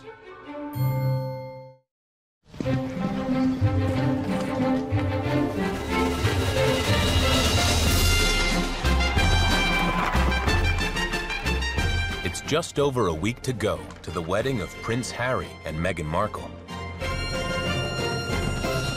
In the grounds of the castle, the Queen is off duty at one of her favorite annual events, the Royal Windsor Horse Show. At the show, horses who'll make up the wedding procession are getting a trial run in front of the crowds. Master of the horse, Lord Vestey, has been in charge of the Queen's horses for the past 19 years. The Queen always has grey horses when she goes in her carriage, so these are the Queen's horses, which are very special. The Windsor Greys bred for Her Majesty, chosen to pull Harry and Meghan's carriage are Tyrone, Storm, Milford Haven, and Sir Basil. The Greys are the hardest of horses to keep clean and to get them up to standard, and they are looking immaculate. Colonel Toby Brown, as the Crown Equerry, is responsible for all the sovereign's carriages. We are training these horses for this, but also for the wedding itself, because all four of these horses will be involved in the wedding. They've been fantastic, they're a lovely team, but they know the park quite well. So they know where all the turns are to go home, which can be a little difficult at times. Performing in the main arena today is the Household Cavalry Mounted Regiment, who will escort the carriage. As a pageant master, Dominic Reed has worked closely with them for the past 15 years. The amount of work that goes into turning out the rider, and not only the rider, remember, the horse, all attack, every single little element. The Queen in particular have an absolute eye for detail. They know exactly what they're looking for, so it all has to be immaculate.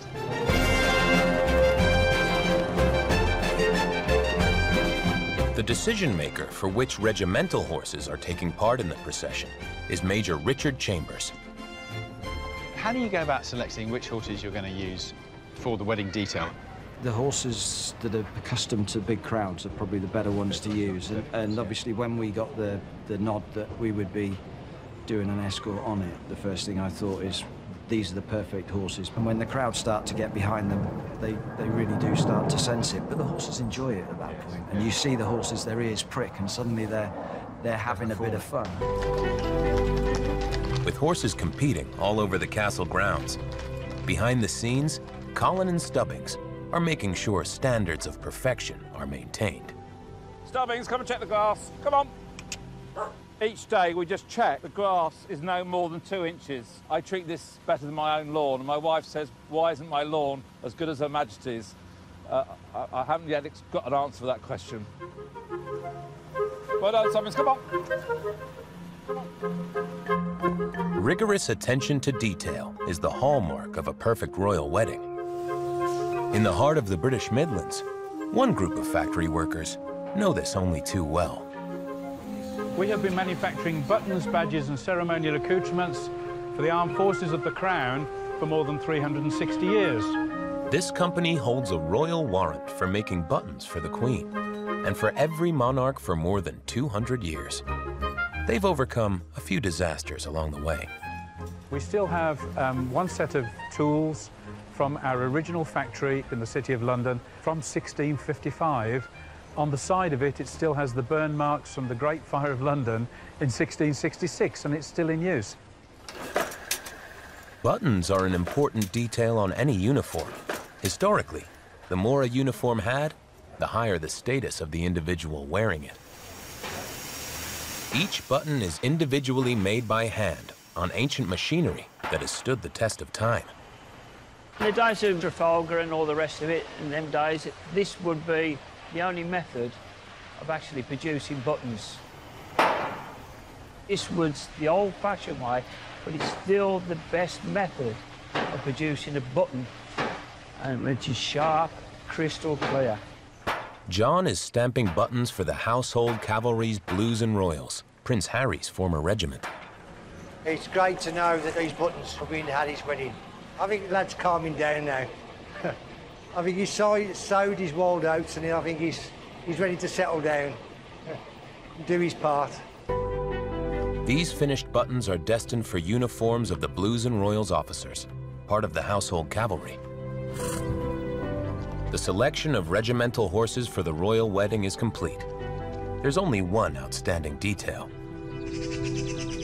In an isolated country workshop in the north of England, a unique commission is underway. This is an order for 20 new state fanfare trumpets, which have been ordered by the Household Cavalry. They'll be doing a fanfare when the Queen arrives, and also when Meghan arrives, I believe. Each instrument is painstakingly made by Richard, from 42 individual parts. It requires a fair amount of effort.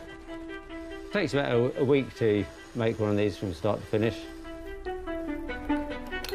But I think we got away with that one. So that took skill and practice. I didn't just press a button on a machine. For the first time ever, these trumpets will have a royal coat of arms. Going to start work on the badge. That needs to be bent into shape so it fits onto the bell. Just have to be careful, don't burn off the unicorn's horn, because it's the smallest bit of it.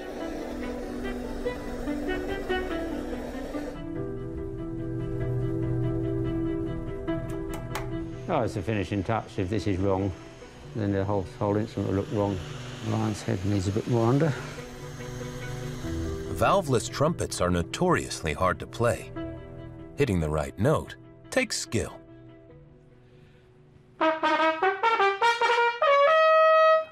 Not like that. They failed miserably.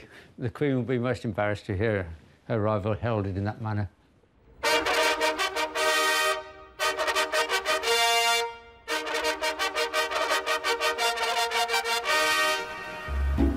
In Britain's southwest, the addition of a new member to the royal family is being heralded in a different way. Charbonnel Walker have been supplying chocolate to the royal household for the last 143 years. The Queen does have a list of her favourite chocolates with us, but that's top secret. What isn't secret is a chocolate they're making in honour of the royal bride. Ah, looks good. So you can see it's got the glossy finish, Yeah. which is exactly what we want. Yeah. We wanted something that was a little bit Hollywood, because you know, that's what she is. And we just thought champagne, it's got to be something fizzy. That's what we went with. 6,000 handcrafted champagne truffle crowns, lightly dusted with edible gold, are in production. I hope the marriage of our flavours and chocolate is as good as their marriage is going to be. A new chocolate is born. Its name, the Meghan Markle Sparkle.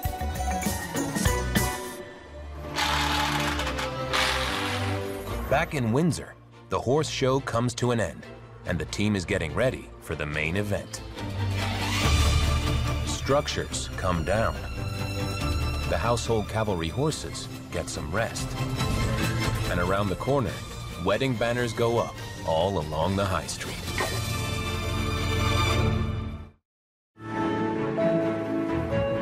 Tucked away on the Crown Estate in Windsor is a school which now has a unique seal of royal approval.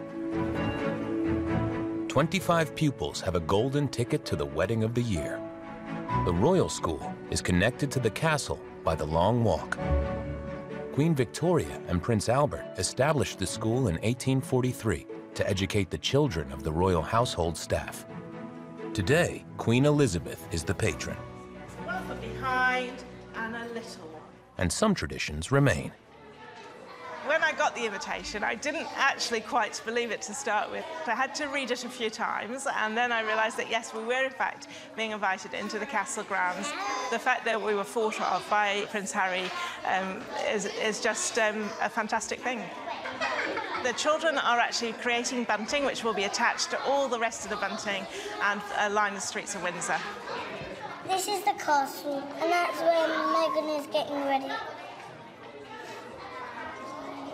I think that she might wear a white dress with pearls on the top.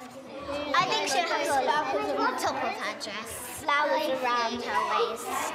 Every beautiful wedding dress needs flowers to match, and royal weddings are renowned for their spectacular arrangements.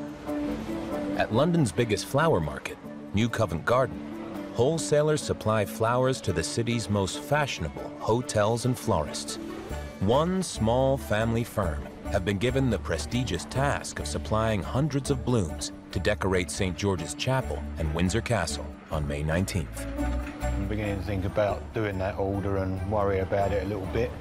It's got to be just spot on, that one. Today, Peter's busy with his regular order from the Queen's florist. That's a palace one. Foliage and quite a mix of flowers, roses and clematis and peonies. A little bit of extra care on that one. I want to get in delivered and out before they're at work. So they arrive and their flowers are there. Yeah, it's all right. We don't want to keep anyone waiting, especially the royal household. I'm putting Buckingham Palace order together now. Got some nice lysianthus for her. Peter has held the royal warrant to supply Her Majesty's flowers since 2012. Buckingham Palace. Oh yeah, it's nice going there. Not many people can say they go in there on a daily basis. One last check. In a week's time, Peter will have a royal wedding order to fulfill for flowers which will be seen by millions around the world.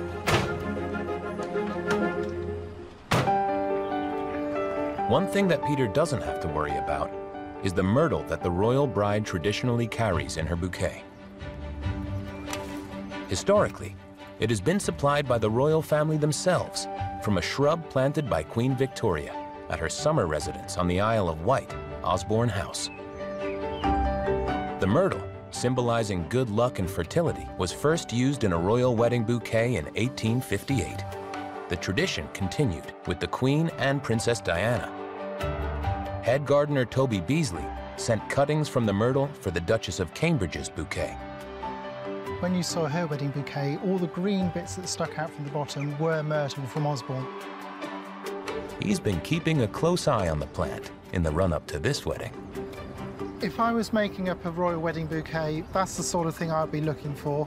We'd like to send them the best, obviously. To see something that you've cut on the TV being held by a royal really is something special, and it does make you feel pretty proud to work here.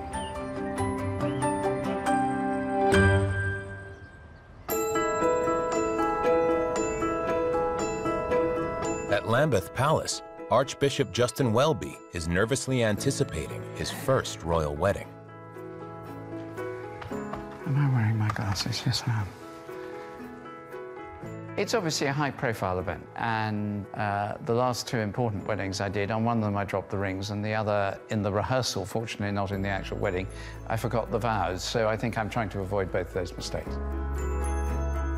The Archbishop's chaplain, Isabel, has already identified exactly what he'll wear on the big day. Here we are. So this is a vestry with lots of big cupboards everywhere. And this is what we've chosen for him to wear. It's his favourite cope. He really loves it. It was given to him as a present, and they're really rich in symbolism. That's just perfect for a wedding, because the water here on the side symbolises Jesus turning water into wine. That's also the waters of life, the waters of baptism. So it's rich in symbolism. Underneath this, he'll be wearing his purple cassock. And he'll probably wear that for the reception as well, because that's the symbol of a bishop in purple, and that's his uniform as clergy. What am I wearing? That's still in question at the moment. He's the important person. I'm not there to look good. At the Royal Tailors, Cascades, over 100 uniforms are in production. Marlon has received a special consignment from sister company, Furman & Sons. The blues and rolls buttons to put on the jacket, OK? This uniform will have at least 14 gold-plated buttons to complement the almost 8 ounces of gold in the thread adorning the cuff, collar, and lower back. These uniforms are ready to go. They're all beautifully made, and all this gold is gold. So they're very expensive uniforms. It's a constant push through every day at the tough. With only a few days to go, the nation gets into the spirit of the royal wedding. In London, the limited edition Meghan Markle sparkles are about to hit the shelves of Charbonnel Walker. Head chocolatier Adam Lee has just received the first batch. Wow, they look amazing. Don't they look brilliant? Attention to detail is meticulous. Each chocolate is given an extra dash of edible gold. So this is our chance to sort of get wedding fever, as it were. And I do think that Meghan does bring this extra element. This is kind of our representation of what she's bringing to the party. Please, try one, see what you think. The Markle Sparkle, in honour of the lady herself. But of course, the real taste test will be whether the Queen herself is happy with the Markle Sparkles. So I am filling a box of Meghan Markle Sparkles that is going off to Windsor Castle to the Queen. And it's the greatest seal of approval we could ever have. All ready to go?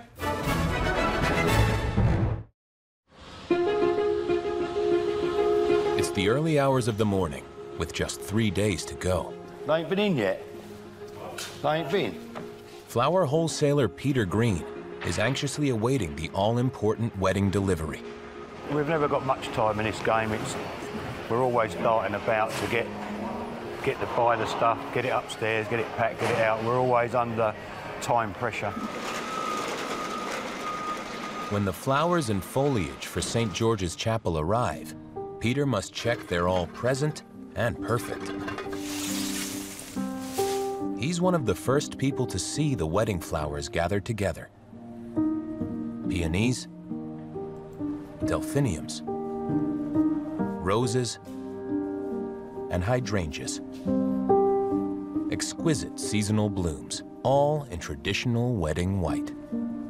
I'm particularly happy with the peonies anyway. And the hydrangeas are nice. Nice and firm. But one flower is missing. Peter needs to find white lilies, and they have to be just right. That's too small. Lilies tend to be the slowest opening. If you buy them too green, they can take well over a week to come out. And we haven't got a week. We've only got 3 days. These are probably a little bit too full on. The pollen's about to break. The pollen gets on the flower and spoils it. It stains it.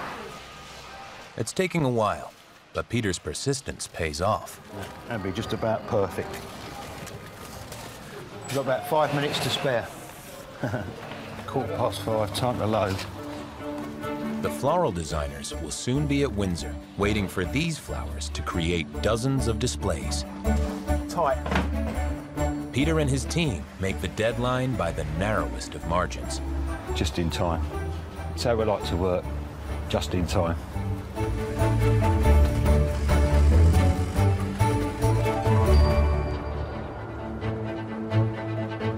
It's now just 2 days to go. In Windsor, the household cavalry are about to undertake the procession rehearsal. Right, welcome everybody. It's rehearsal day, Operation Lyceum. Wayne Wedgbury and his team of volunteers are on site, using today's crowds as training for the big day. We know today that we're going to have a lot of people coming in from outside of the area, so we will have hundreds of questions about what to do on the day. Where do I get a sandwich and where's the bar? With hordes of people already lining the streets of Windsor, the volunteers have their hands full with excited fans. Camilla and I are royal fans. We follow the royal family all over. We attended the last royal wedding. Can't wait. Going to be euphoric, electric. But Camilla isn't the only dog in town. Colin and Stubbings are out in the thick of it. We have more people in the town on the rehearsal than we normally have on a state occasion. I hope we've got enough toilets. That's my biggest concern, we've got enough toilets. And it's all about to start. Oh, we've got to go, watch it. It's all happening.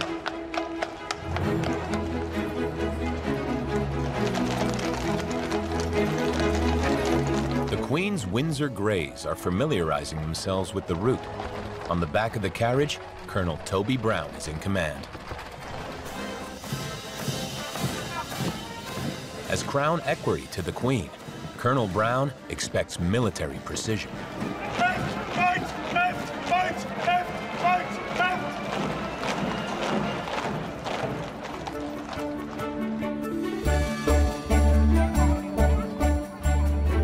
It's the day before the wedding. The children of the Royal School who are attending the celebrations tomorrow are having an American-themed street party in honor of Meghan. It's the royal wedding. I'm really excited. We've got hot dogs, crisps, watermelon, pizza, and pineapple.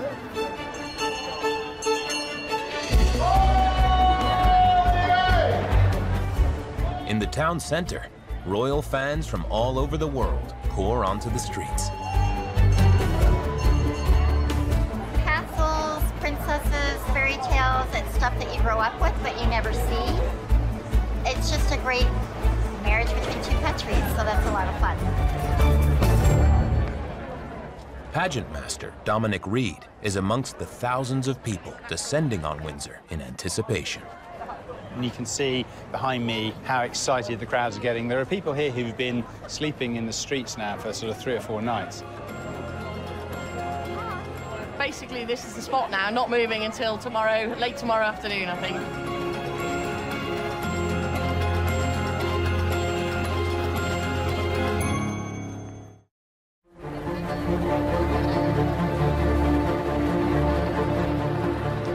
Dawn, on the day British Prince Harry weds American actress Meghan Markle. This day is the culmination of 6 months' effort by thousands of behind-the-scenes workers to create the perfect wedding. Hello! Hello, Colin! Hello. Now decked out in his formal robes, Colin is with other town councillors lining the procession route.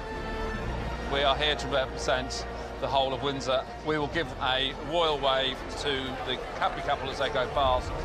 I'm just really excited. I thought I wouldn't be, but the town is buzzing and we have people from all over the world. But among all the crowd, someone is missing. Stubbings the dog. Poor old Stubbings has been left at home because it's too hot and too dangerous for him to be here all day. Early on parade is Wayne, today leading a force of 140 volunteer Royal Borough ambassadors. They're handing out things like flags and crowns, which obviously are adding to the festive occasion, which hopefully we will have today. Ambassador Charlie Spear is already in the thick of the crowds outside the castle walls. The world is expecting Windsor to look its best, as Windsor is seen as the home of our royal family. I love your scarf. Everyone's having a real good party, which is exactly what we wanted. Everyone's nice and happy.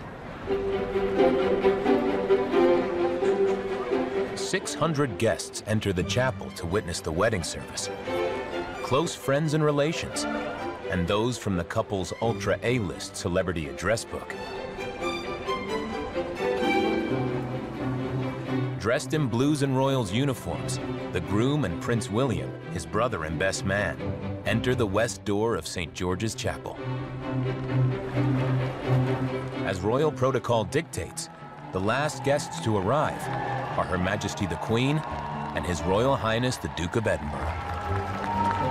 Her arrival heralded by a fanfare from the recently made trumpets of the household cavalry. So can you just hear it? It's just in the background. It's because they're relaying it over on the loudspeakers.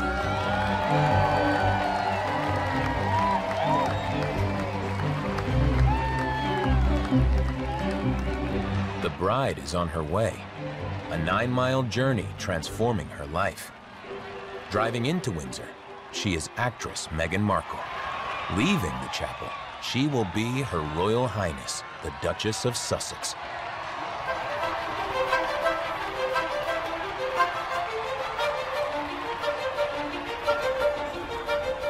I've just heard in the radio that the bride is ready to go in, so the wedding's about to start. It's a bit exciting.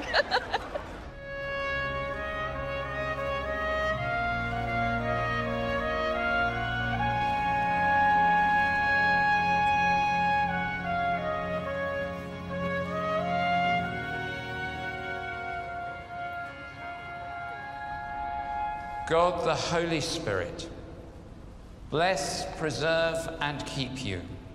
The Lord mercifully grant you the riches of his grace, that you may please him, both in body and soul, and living together in faith and love, may receive the blessings of eternal life.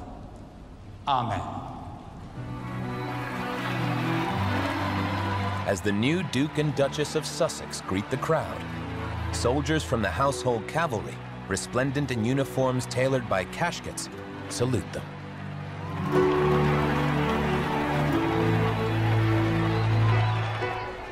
Outside the castle walls, an estimated 120,000 people wait to cheer on the newlyweds.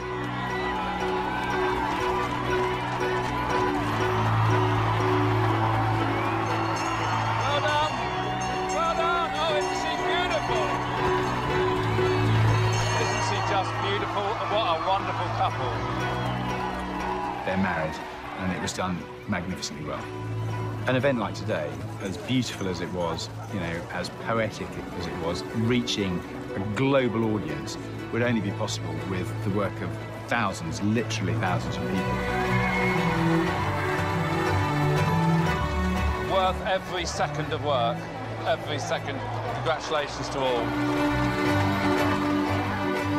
We gave him a great day, so mission accomplished. This day of ceremonial splendor has been flawless.